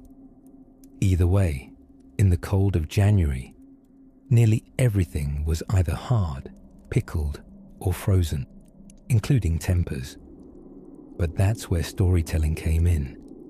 Around the fire, with wooden spoons scraping the last bits of something stew-like from tin bowls. Tales became the settlers' entertainment system. These might have included family legends, local ghost stories, or the immortal classic, "That time the neighbour's ox got stuck in the well." Told with enough dramatic flair, and possibly a convincing impression of the ox, these stories warmed the soul while the wind shrieked outside like a banshee that had misplaced her mittens. In those rare moments when stillness overtook the cabin, when the last ember glowed in the hearth, the children dozed beneath their patched quilts, and even the goat had stopped narrating its dreams. There came a quiet testament to the resilience of these frozen pioneers. Without thermostats or Bluetooth fireplaces or even 2-day shipping on hot water bottles, they had made their peace with winter, not by defeating it, but by knowing its ways. And as the wind danced its ghostly gig outside the frosted panes, the settlers dreamed not of summer, not yet, but of growing seeds, warm bread, and the blessed day they would unlayer just slightly. Of course, not every dreamer would get through the season without discovering winter's little surprise tricks. But that is a matter for another firelit evening. By midwinter, when snow had woven its quiet white quilt across every roof, trail, and fence post, early settlers had grown intimately acquainted with their fireplaces, perhaps even a little too acquainted. Cooped up in their cabins with curls of smoke brushing soot onto the low beams, families shared everything: warmth, food, and, unfortunately, a strong scent of wet wool and unwashed socks. Ah, the perfume of survival. Wood stoves and hearths, while endlessly photogenic in historical reenactments, were less than romantic in practice. In truth, the colony's favourite house guest was not dear cousin Jonathan, but rather the woodpile, which dictated everything from sleep schedules to pacifying toddlers. The average household needed roughly 30 to 40 cords of wood for a full winter, a stack about as large as a small barn. And that was if your cabin's chinking didn't resemble Swiss cheese. Families burned through wood, and patience. Each gust of wind seemed to whistle through the cracks with the gleeful malice of a mischievous spirit. Drafts weren't rare. They were roommates. You could sit with your boots inches from the fire, and your back could still be kissed by the bite of the icy air sneaking through the log walls. It was the historical version of front row seats to temperature-based betrayal. Thick quilts were piled like lasagna atop beds, made from layers of wool, linen, and dreams sewn together with calloused fingers and weeks of candlelit stitching. Children sometimes slept 3 or 4 to a bed, their combined body heat the original version of central heating. The youngest was often tucked in the middle, a snuggled, sniffling human coal, flanked on both sides by equally weary siblings. For clothing, layering was the rule, the law, and the gospel. Underclothes, woolens, shawls, mitts, and caps were worn freely indoors and out, forming a kind of portable insulation system with the fashion sense of a deeply confused scarecrow. Men might wear their coats at the table. Women cooked in layers so thick they rustled like autumn leaves. Toddlers were barely distinguishable from bundles of discarded laundry. Food, of course, had shifted into its winter behaviors. Cabbage had transformed into sauerkraut. Apples had shriveled and sweetened into wrinkled wisdom. Fruit, and anything remotely perishable, had either been salted, smoked, or pickled into submission months before. Root vegetables were stored in root cellars, which offered the twin benefits of food preservation and a sudden numbing chill that reminded one precisely why you preferred hearth over hole. Water didn't flow from taps, it cracked in buckets. Every drop was hauled anew, and every morning's first sip required nudging the ice out of the way. For settlers in colder regions, it wasn't uncommon to discover that the inside of the cabin had formed its own delicate, lacy frostwork on the windows, if they were lucky enough to have glass.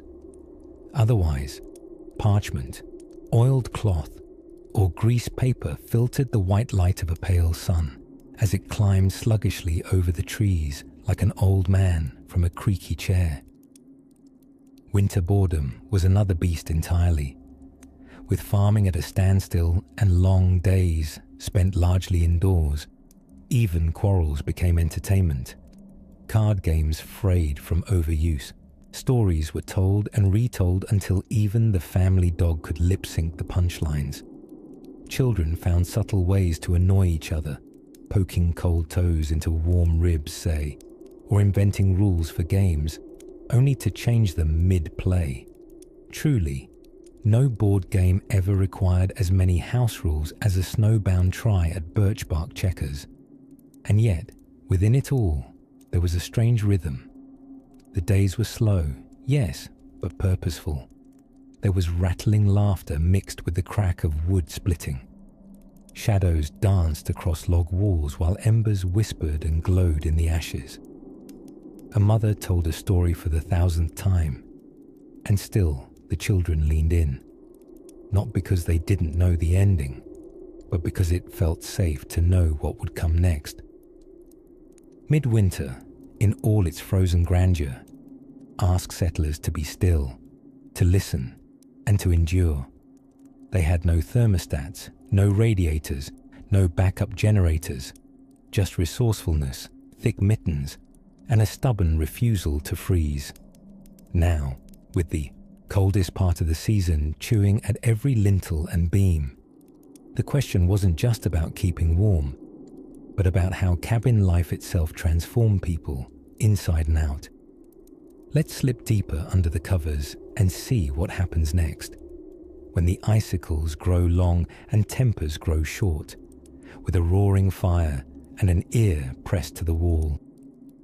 By the heart of winter, the settlers' cabins had stopped being humble shelters and started to resemble trial runs for refrigerator interiors.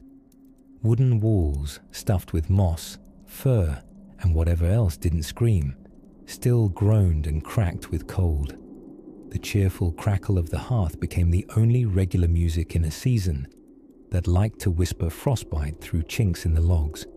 To survive indoors without modern heating was, in many ways, a group performance.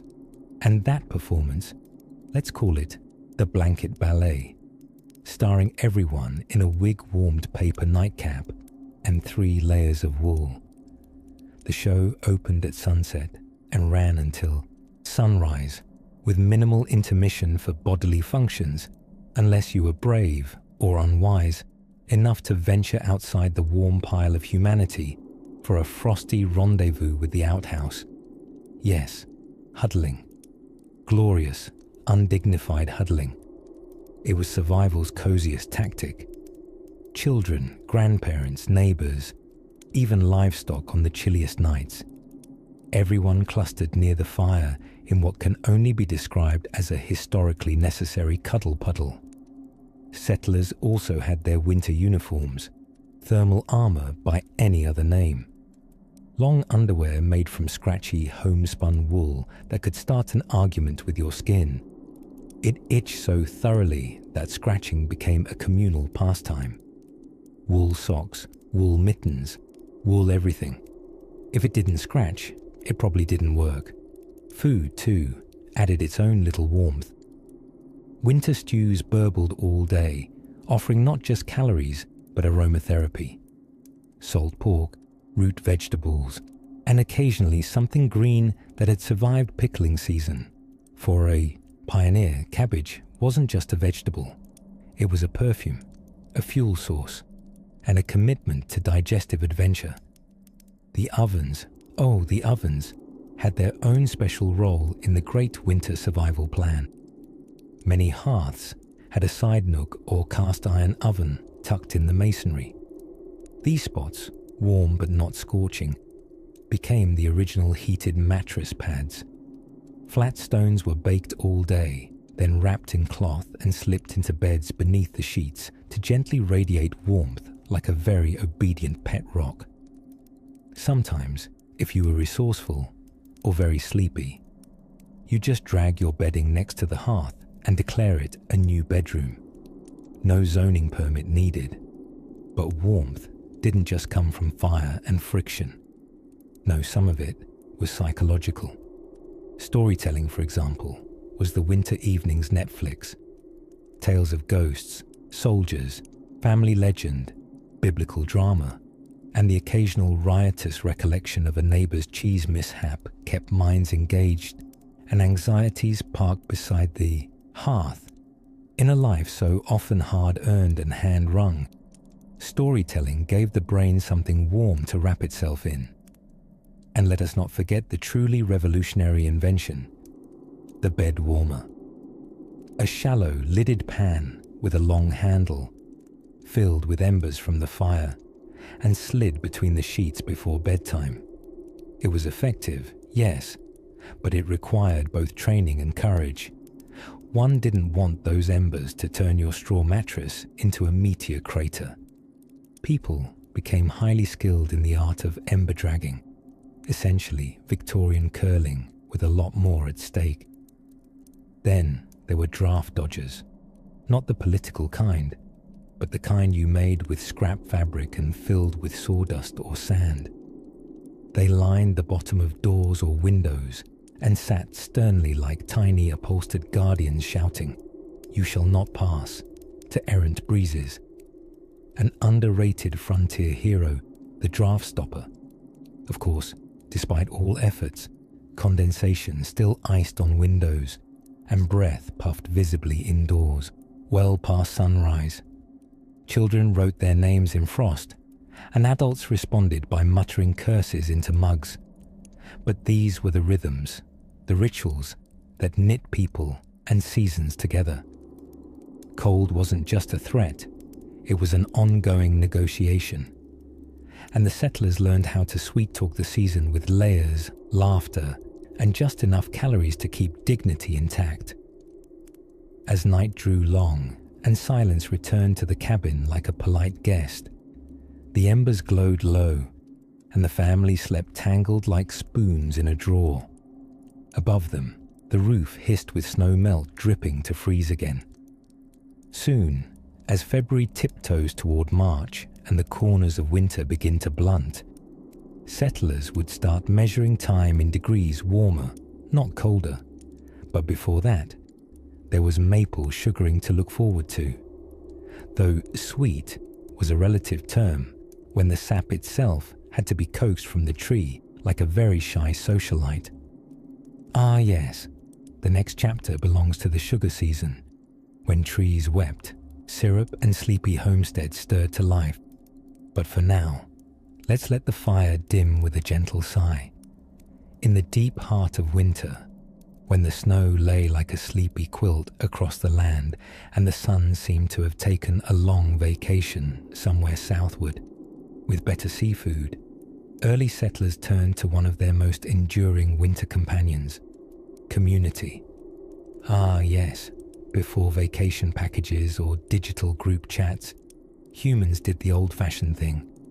They sat in circles, inside one-room cabins as drafty as a politician's promises, families squeezed together like root vegetables in a cellar bin, their warmth rising collectively to combat the chill that seeped in through logs and stubborn corners. Let us paint the scene clearly. Imagine a winter evening. The wind growls at the walls, as if mildly offended the house exists. Inside, a ragtag orchestra of creaking floorboards, bubbling stew, and the occasional cough plays a tune of survival. And at the center of it all, a family, maybe 3 generations deep, huddling near the hearth like pilgrims near a pie. In such rustic indoor societies, no one had personal space. Instead, they had something better: shared burdens, shared blankets, and occasionally shared lice. Charms of the age. Winter in early settlement days wasn't merely endured, it was observed like a stubborn relative you had no choice but to tolerate fondly. The cold gave rhythm to life. Candle stubs were tallied like gold coins. The supply of firewood was recounted daily, often with the accusatory suspicion of, did someone sneak an extra log in the night? Firewood, you see, was the original streaming service. Everyone wanted more, but supply was finite, and binge burning wasn't an option.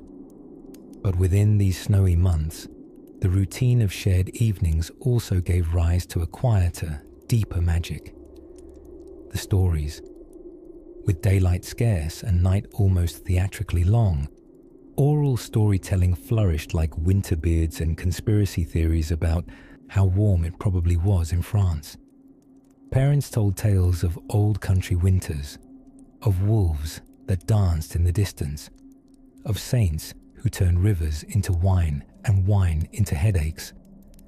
Grandparents elaborated, embellishing episodes with suspicious detail, implying they may have once arm-wrestled Death himself near the smokehouse.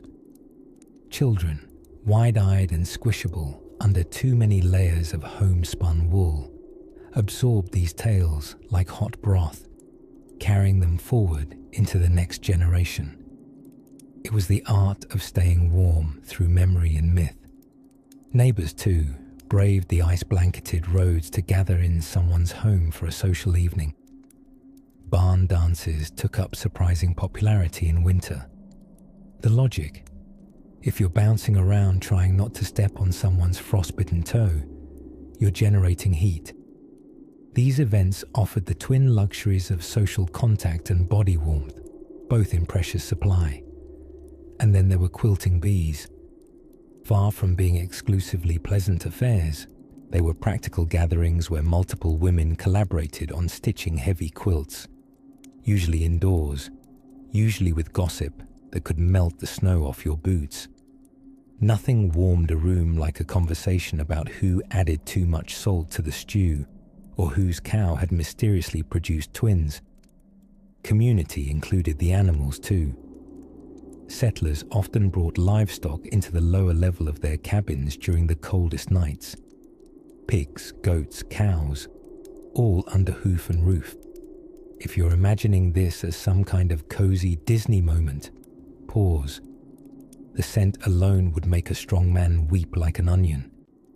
But when the mercury dipped and frost crept in like a nosy uncle, every warm body mattered, no matter how mooish. All of it. The shared meals, the layered quilts, the musicians with frozen fiddles, the elderly women who knitted like their needles were on fire, was a testament to communal resilience. Separated, the cold could win. Together, they held it at bay, night by night, story by story, bowl of stew by steaming bowl of stew. Of course, not all neighborly visits were welcome. Folks had to be careful whom they invited over. Some guests were known to loiter near the hearth like cats, well past the telling of the third ghost story, hoping for one more ladle of soup or a discreet nap on the floor. Hospitality had its limits, especially when the dear sausage supply ran low. So as the snow thickened outside, forming drifts like frozen soufflés, settlers leaned ever more into each other, figuratively and literally. Because when the oil runs low, the cow shares your hallway, and the silence outside is broken only by the sound of trees sighing in the cold. The real warmth comes not just from firewood or blankets, but from people. And with winter deepening and another gust rattling the window panes, the settlers would settle, once more, into their circle, drowsy smiles forming as the next tale took flight beside the flickering hearth. A tale we'll join as our next hush of night unfolds. As the wind howled mournfully through the cracks in a settler's wooden cabin, the scent of soot and pine lingered in the hunched air, like a memory that forgot to leave. Winter was not merely a season. It was a house guest that overstayed its welcome, stole your firewood, and politely declined to leave your joints unfrosted. To survive its visit, early settlers had to develop a particular brand of cheerfulness, somewhere between stubborn optimism and the resigned laughter of people trying to bake bread at 15 degrees. Though their homes were not exactly blueprints for modern insulation, the settlers did have some rather creative and surprisingly cozy methods for keeping warm, not the least of which was strategically optimizing body heat. Yes, my dear listener, welcome to the ancient art of the communal huddle. In many households, winter nights were an exercise in strategic stacking. Families didn't sleep in separate rooms. They didn't even dream of separate beds. Most simply piled together on a shared straw mattress, covered with as many quilts as could be stitched, traded, or stolen from the family goat's personal stash. With 10 children, 2 parents, and 1 confused cat, all crammed in like spoons in a drawer, the bed wasn't just a place to sleep. It was a furnace with snoring. Layering was the other secret ingredient in this wintry recipe. And no, not the chic sort found in city boutiques, but rather a patchwork of wool and flannel garments so thick and overlapping a person could attend a birthday party and a funeral without ever changing. Clothing was rarely removed in winter. In fact, it was considered suspicious if someone undressed voluntarily. Such behavior typically indicated madness, scurvy, or being English. Then there was the humble footstone. No, not a mythological relic or poetic metaphor, but a literal chunk of warmed rock. Heated in a hearth and wrapped in cloth, these stones were placed at the foot of your bed for warmth. If you were lucky, it didn't roll up and burn your shin in the middle of the night. If you were unlucky, well, welcome to homemade shish kebab. And you mustn't overlook the iconic warming pan. A shallow metal pan with a long handle, filled with embers or hot coals, and slipped between the bed sheets to preheat them before sleep. Settlers used them with reverence, care, and no small dose of fear, as no one desired an evening that ended in accidental mattress ignition. Living spaces themselves became instruments of survival. Most cabins were essentially 2-room boxes, with the hearth positioned so it could exhale heat through every available beam. The kitchen and bedroom were often the exact same space, primarily because moving more than 10 feet meant losing the feeling in your extremities.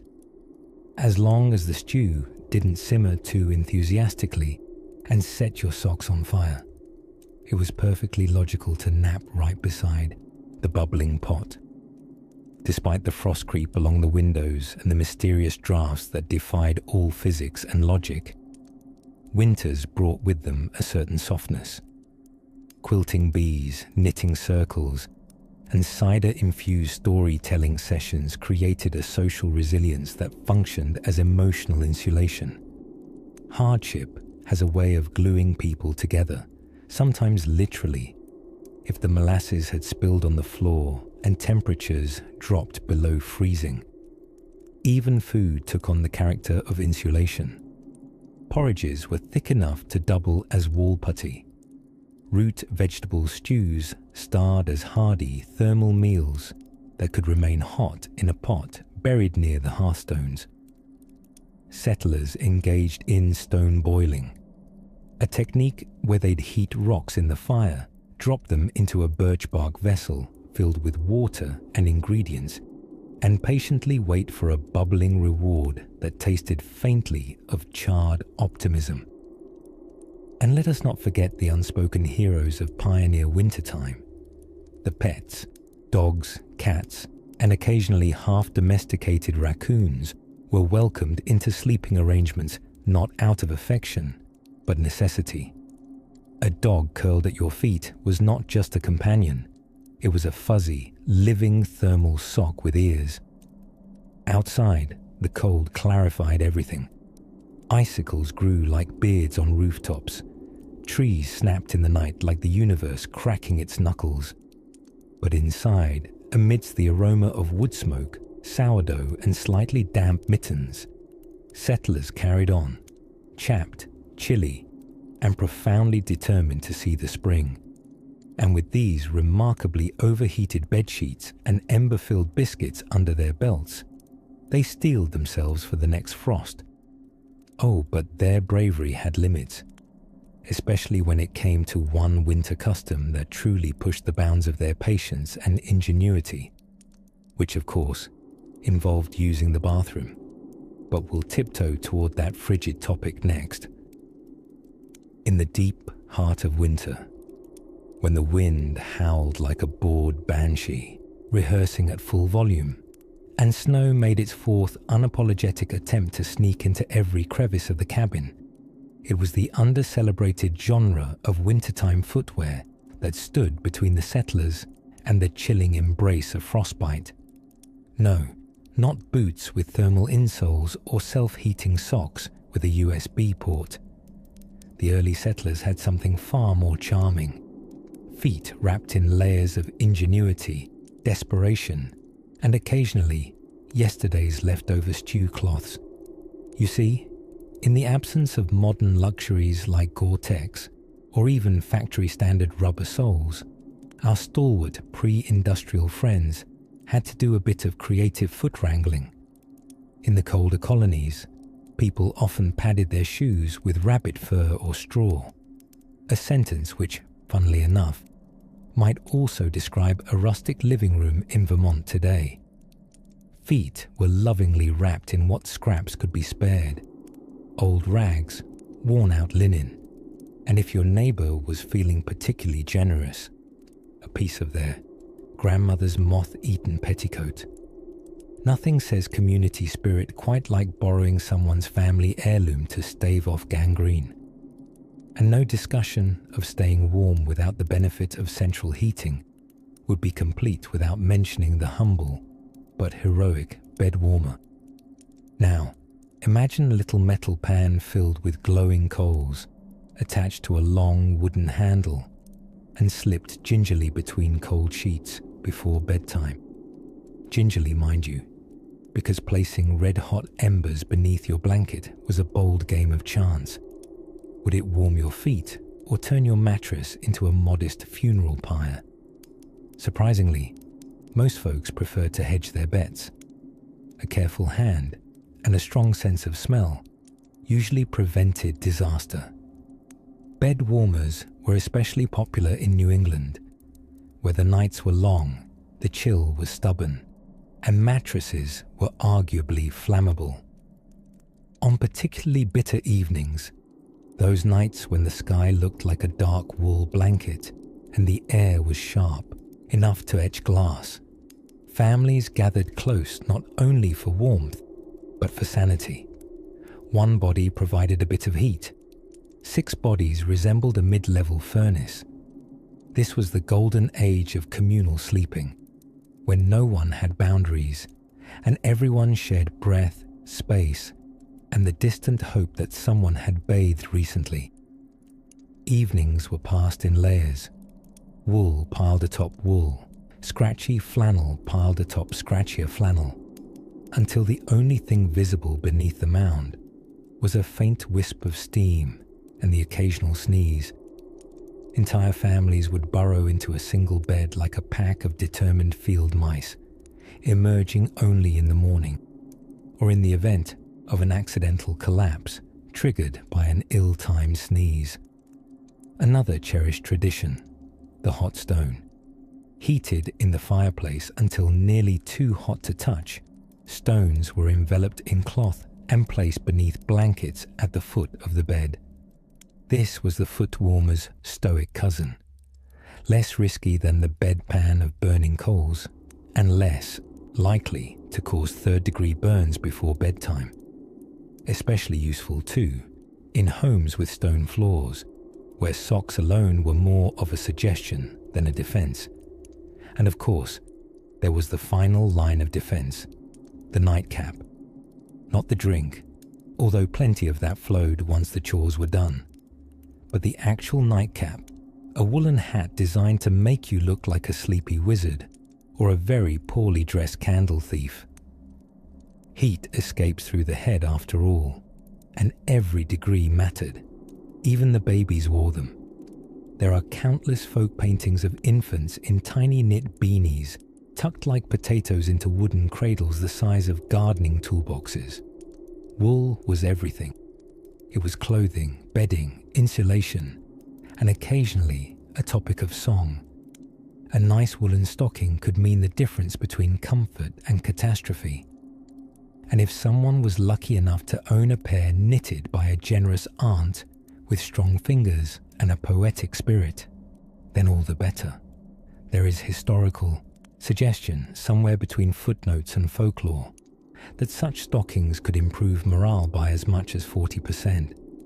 The winter was cruel, yes, but human beings, when given enough cold weather and not enough insulation, become surprisingly inventive. And as we drift quietly onward, imagine the glowing hearth dimming to embers, the hush of the snow whispering against the cabin walls outside, and a long, muffled yawn shared by an entire family cozily stacked in bed like human pancakes. Let's wander next into the subtle art of wintertime cooking, a tale where survival meets soup and stew becomes seasonal poetry. The wind had teeth by January, sharp little fangs that bit figures hunched against it, wrapped in every layer of wool, linen, and hope they could muster. In the wooden cabins of early settlers, those without a proper understanding of insulation learned two important facts very quickly. 1. Logs may look solid, but they invite drafts in like uninvited party guests. And 2. Heat rises, which is both scientifically accurate and emotionally spiteful when it's your freezing toes left below. But necessity, ever the cranky midwife of invention, gave birth to some truly charming winter solutions. Settlers began stuffing every nook and chink between logs with mud, moss, or, when ambition ran low and desperation high, old rags and animal dung. An aromatic solution, yes, but warm. And in the end, wasn't that the true perfume of survival? Inside these cabins, the hearth commanded center stage. Almost everything orbited around the fire, from cooking to drying damp mittens to storytelling, and occasionally half-hearted attempts at romance, though the latter usually faltered when someone had to get up and stoke the coals. Without central heating, warmth wasn't a passive luxury. It was an active relationship. You had to feed it, stoke it, coax it back to life at 3 a.m. when a howling gust tore through the chimney and snuffed the flame like a rude houseguest. And even when the hearth roared cozily, only those within a tight 2-foot radius truly basked. The rest of the room fell into shadowy, frostbitten purgatory. To sleep warm, families employed that most time-honored of heating strategies, strategic snuggling. Children were tucked in together in one bed, often 3 or 4 to a mattress, lined up like logs themselves, slumbering, half-frozen little firewood. Parents might sleep with thick nightcaps, flannel layers, and the occasional complaint about knees pressed into places one would rather not discuss. At night, beds were armed with more than just blankets. Hot stones, heated in the hearth and wrapped in flannel or tucked into cast iron pans, were slipped between sheets to battle the cruel injustice of pre-warmed bedding being 2 centuries away. These steaming stowaways lent heat to otherwise Arctic slumber, although occasional yelps have been recorded when a stone strayed too far south. Cold didn't stop at the threshold either. Windows, often little more than greased paper or thin panes of glass, if the house was lucky, offered little resistance to Frost's artistic ambitions. Every morning, settlers awoke not only to the promise of survival, but also to elaborate frost flower patterns splashed across their interiors. Nature's quiet apology for turning the inside temperature into a dare. And then there were the clothes. Not merely garments, but daily acts of insulation. Wool, heavy and scratchy, was the reigning monarch of winter wear. Flax got its moment too. Homespun linen underthings clinging loyally to skin like cozy, judgmental petticoats. Clothes were rarely washed during the cold season, because wet fabrics could freeze into sculpture and also, possibly, murder. Hygiene took a back seat to frostbite prevention. For those tending livestock, the pre-dawn trek to the barn became a test of devotion. Farmers layered on coats, mittens too stiff to bend, woolen scarves wrapped thrice around faces, and boots stuffed with straw because they hadn't yet invented Gore-Tex, but had definitely heard of cold toes. The animals didn't thank them, of course. Chickens glared from their perches. The cow might offer a nasal sigh, but within these early morning rituals bloomed a stoic courage, part habit, part necessity, and part sheer refusal to let the bitter air win. Yet even with hardship, there was community. Neighbors gathered when they could, clustering near fires, swapping news and mild gossip that softened the bite of isolation. Quilting bees became social events. Cider warmed in kettles. Fiddle tunes somehow shook snow from brows. Survival came with song, with communal laughter that fogged up windows and hearts alike. And in the quiet hours, as the wind huffed against log walls and the fire settled into a low, dreaming glow, settlers pulled blankets tight and listened to crackling embers, to snores of sleeping kin, to wine pressing its mouth against the shutters in a hushed, icy lullaby. Just beyond the cabin door, the snow lay in thick mounds, waiting. But inside there was warmth, rough-hewn, hard-earned warmth, and the distant promise of morning. Speaking of promises, there's a curious tale about how one very special winter led to an invention every settler didn't know they needed until it arrived. By late January, when snow had entered its third month of looming like a judgment from the sky, early settlers perfected the fine art of not going anywhere. No errands, no spontaneous walks, and certainly no half-baked notions of stepping outside for some air. The air was frozen, and so were the notions. Wintertime turned the average homestead into a kind of low-tech spaceship, orbiting a sunless planet somewhere between exhaustion and oatmeal. Families learned to exist within only a few rooms, sometimes even just one, sealed against the cold with more desperation than insulation.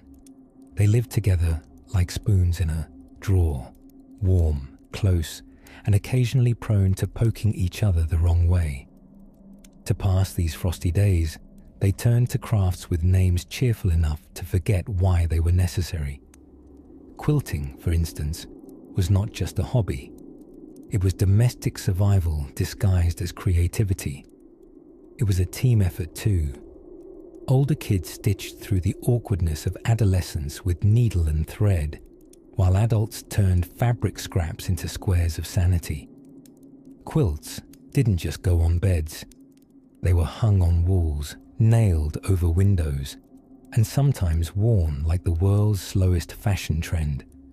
Cooking, once a daily necessity, was elevated to the status of performance art. The hearth roared all day, fed with more logs than a summer camp ghost story circle. And meals became slow symphonies of boiling, stewing, and bread dough pondering. A single pot of bean stew could last 3 meals, 4 arguments, and at least one moment of existential dread before inevitably transforming into soup, and then thin soup, and then regrets. Water, of course, was not so simple. There were no indoor taps to turn. Instead, brave souls, usually the ones who had lost a game of chance or were youngest in the family hierarchy, ventured out with buckets to the creek or well. The task was simple: retrieve water, don't fall in, and try not to freeze mid-haul like some kind of domestic statue. Let us take a calming pause to appreciate the unsung hero of the winter cabin, the ash bucket. Born from the ashes, literally, of every morning's warming ritual, the ash bucket was part janitor, part ancient fire inspector. Dumping ashes required patience. Wind, after all, does not respect face or dignity. A small gust could send grey sprites into your eyes, your clothes, or that soup you were trying to stretch a little longer. But if cabin fever knocked at the door, politely, then insistently, there were games. Early versions of charades, riddles passed down like heirlooms, wooden puzzles, whittled into being by hands that had been absolutely banned from further attempts at quilting. Children played with hand-carved toys, so simple they'd make a Lego cry with confusion. The older folks rolled dice their grandfather had brought over in a pocket filled with sawdust and dreams. What you must remember is this: the heart of winter was not its cold, but rather its slowness. The days unspooled like thick twine, long and stubborn and curiously hypnotic. People tucked themselves into reading if they were lucky enough to have books.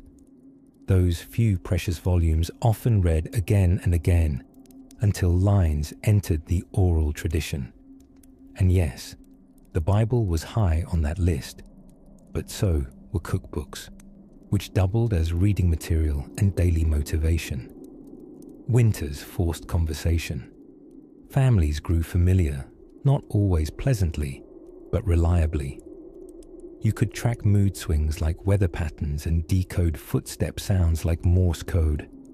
That was Dad going to check the chimney. That was Grandma preparing to misplace her spectacles again. And that was someone before breakfast, clearly hungry and not yet fit for human contact. And in the quietest hours, the ones where the wind howled in ancient tongues and the windows leaned in just a little, you could hear the creak of the rafters and the murmur of the past.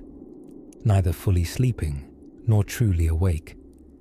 Early settlers knew, deep in their bones and beneath 16 layers of wool, that winter was a test of stillness.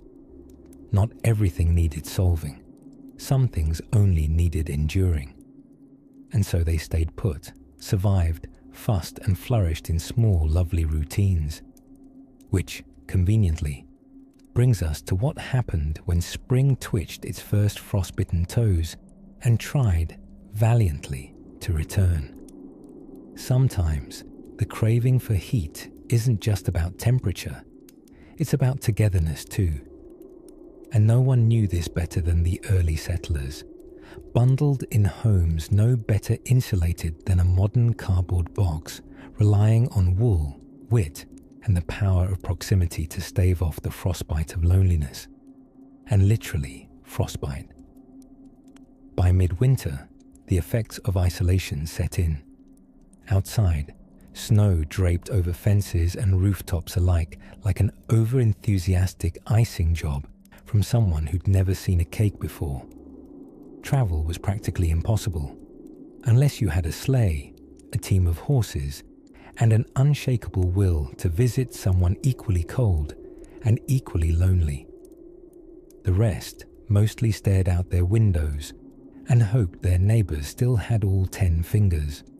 So less people become cranky, listless, or, heaven forbid, unamused.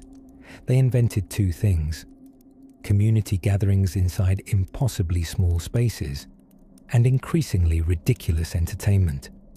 Let's begin with the humble quilting bee. On paper, it sounds like a meeting of particularly fussy insects, but in reality, it was an indoor gathering of women, though sometimes the men were roped into the stitching, or at least tolerated for their firewood hauling abilities. where everyone joined to work on a communal quilt. Their fingers worked quickly under the dim light of tallow candles, the fabric soft beneath their chilled hands, and the conversation lively enough to melt the icicles on the rafters. These weren't just stitch and sulk affairs. Quilting bees were where gossip flew faster than the shuttle on a loom. Mrs. Alder's unseasonably early cinnamon preserves, suspicious. Thomas from the Northfield, eyeing the blacksmith's daughter, noted. Meanwhile, in the corner sat an elder who'd heard the same love triangle 3 winters running and remained convinced that every romantic entanglement could be solved with a well-made cornbread.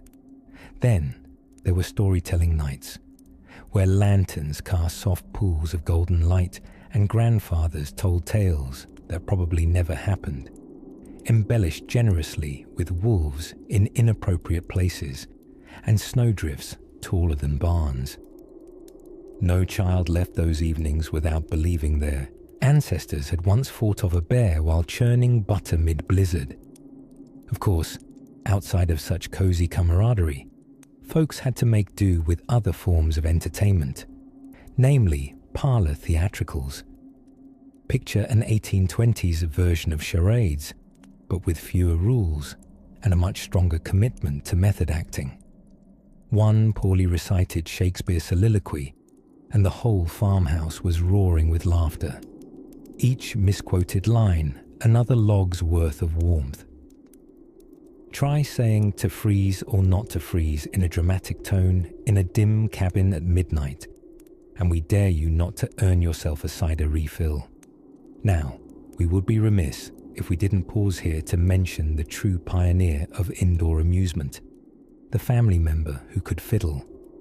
The violin, you see, was the Wi-Fi of the 18th century, uniting people around a single source, while they pretended not to notice that Aunt Charlotte had fallen asleep holding a knitting needle upright.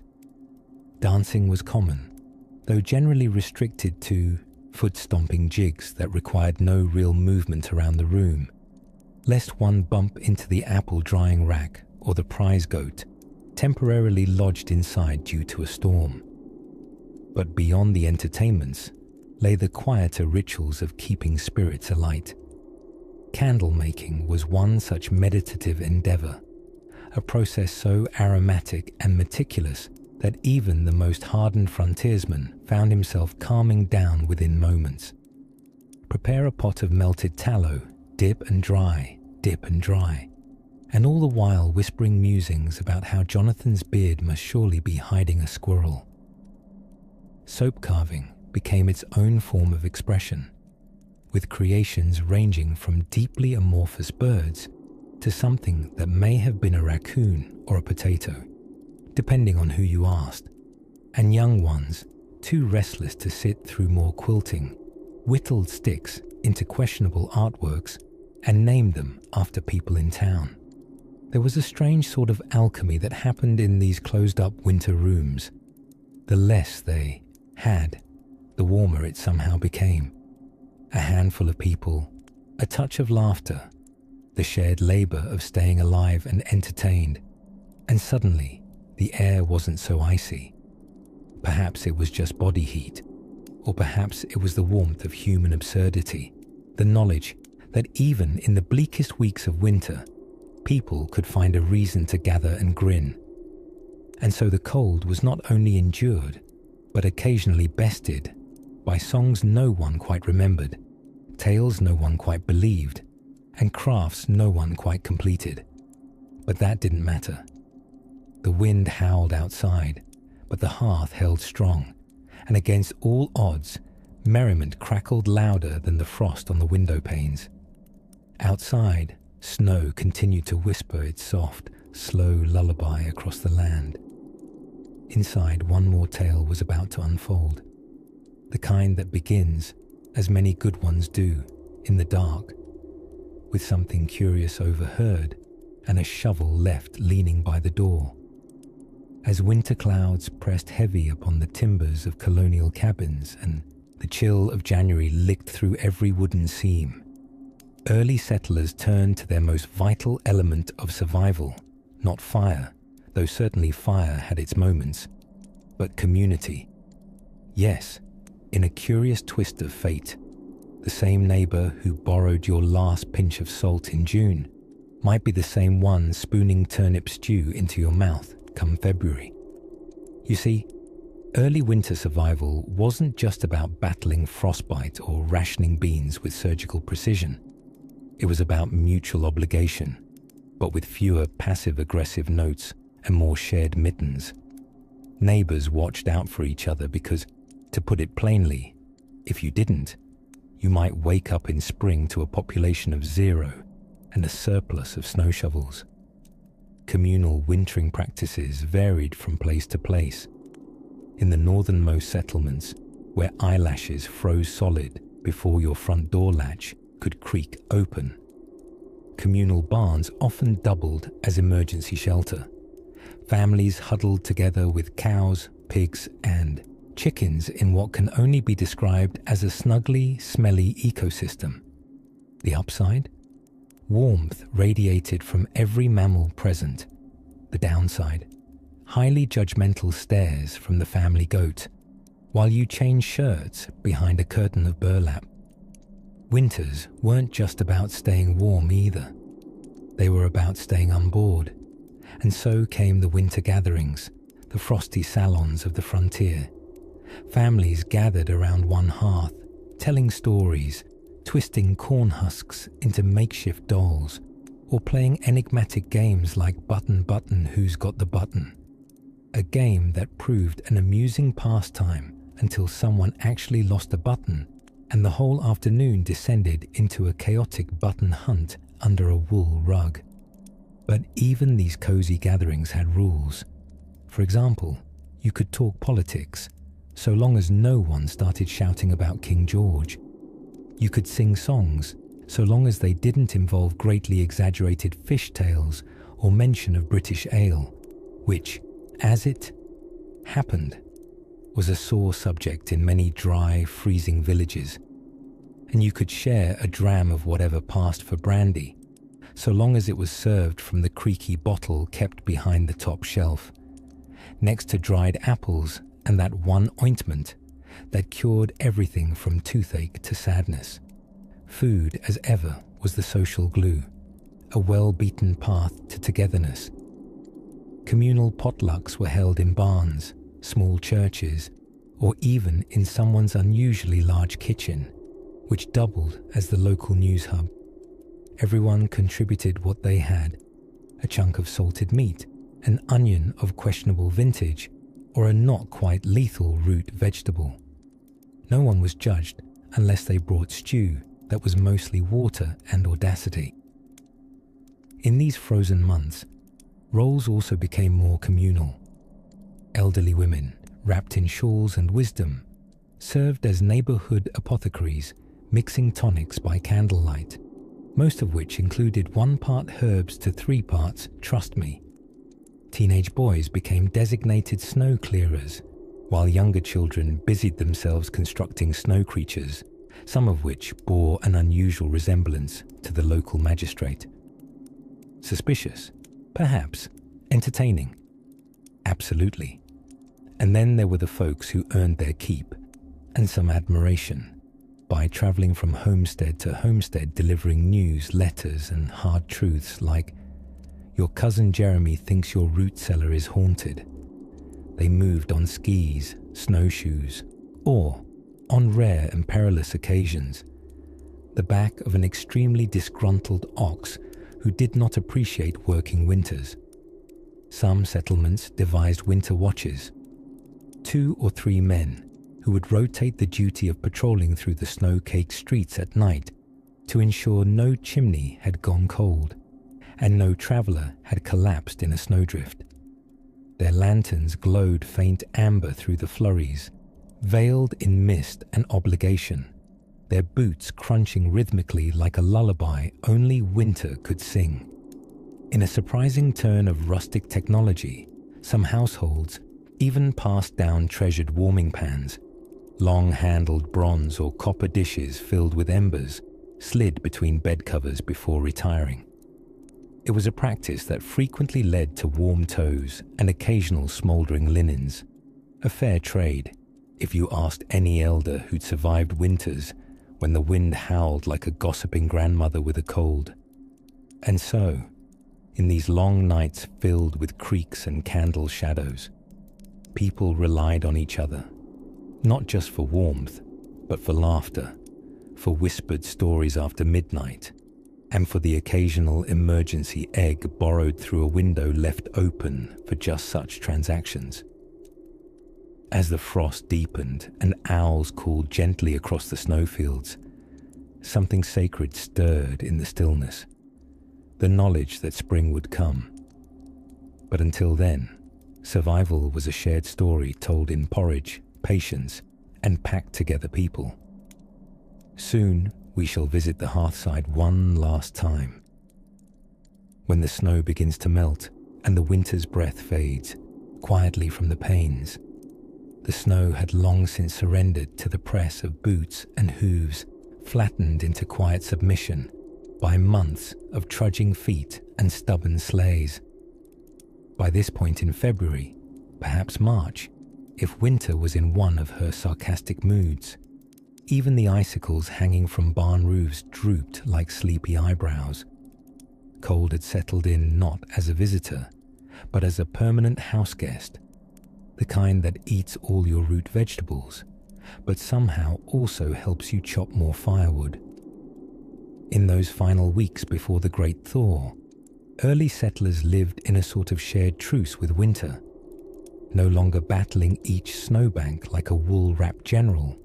They instead went about their days with the hushed endurance of people who had learned not to poke a sleeping bear, especially if the bear in question could blast you with 40-mile-per-hour winds and freeze your potatoes solid. Days were shorter than a politician's promise, and nights stretched like a quilt across the sky, though tragically, not one you could actually pull up over your nose. So they made do. They made do with stuffing every conceivable cranny in the cabin with whatever might hold heat. Wool, moss, old newspapers, occasionally a dead goose, don't ask. And when supplies ran low, as they always did, families turned to time-honored traditions of creative straining. You could stretch a candle by cutting it in half and sticking a sliver of bacon fat on the wick. You could stretch a conversation by rehashing the same gossip from September. And you could stretch a single parsnip soup across 2 meals, 3 if you were very generous with your broth. Speaking of broth, the early settlers' diet in late winter was monotonous, like a song with only one note, and that note is cabbage. If by now you were tired of boiled things, salted things, or things you weren't entirely convinced were still edible, you were not alone. Poor Ma spent most of the day rebranding leftovers. Mashed turnip became root pudding. Congealed oatmeal was breakfast loaf. And anything remotely meaty was declared stew as long as you stirred it and apologized while serving. Social life during the closing acts of winter was a fragile thing, held together only by mutual survival instincts and the vague memory of outdoor picnics. Cabin fever wasn't just real, it was practically a member of the family. Back then, settlers would cure the long, sleepy madness of winter with home-churned gossip, impromptu fiddle nights, or the legendary snowshoe socials, which were part athletic event, part dating ritual, and all frostbite. And while the grown-ups busied themselves with chores that blurred together, sweeping ashes, checking traps, mentally negotiating with the woodpile, the children made their fun where they could, sliding down icy hills on scraps of lumber or watching icicles grow on the dog, who tolerated this purely on the promise of table scraps. If you had a good dog in those days, and most of them were very good dogs indeed, they doubled as both foot warmers and emergency snowplows. But spring, though silent, was always moving. Somewhere beneath the piles of snow and the foot-thick ice crusting over the creek, things stirred. The trees, those stoic beings that hosted countless squirrel conferences all winter, began to whisper with sap. And when the sap began to run, you knew the worst was nearly over. That sticky, sleepy river of sugar began seeping through maple trunks, and humans, ever the opportunists, hauled metal buckets into the woods like caffeinated raccoons. The end of winter didn't arrive all at once. It tiptoed. A drip here, a birdsong there. You'd put your boots on expecting the usual 4 feet deep struggle, only to find your foot sinking into a slush puddle instead. This called for celebration, and so they did, in small, tentative ways. A longer walk in the sunlight, an extra log on the fire just for comfort, a jar of apple butter opened just because. They didn't have spring yet, but they could taste it. And as stars pierced the long, silken cloud of midnight sky, folks would tuck themselves under 2 thin quilts and listen to the creak of the rafters in settling snow. By then, their bodies were lean from labor, their minds filled with visions of green things to come, and their homes, though drafty and cracked, held the warmth of shared breath and stubborn love. So sleep now, dear listener. Let frost nip only at the edges of your dreams, while inside your mind, the fires still crackle, the hearth still glows, and somewhere, not far enough to be far, but not quite here just yet, spring is on her way.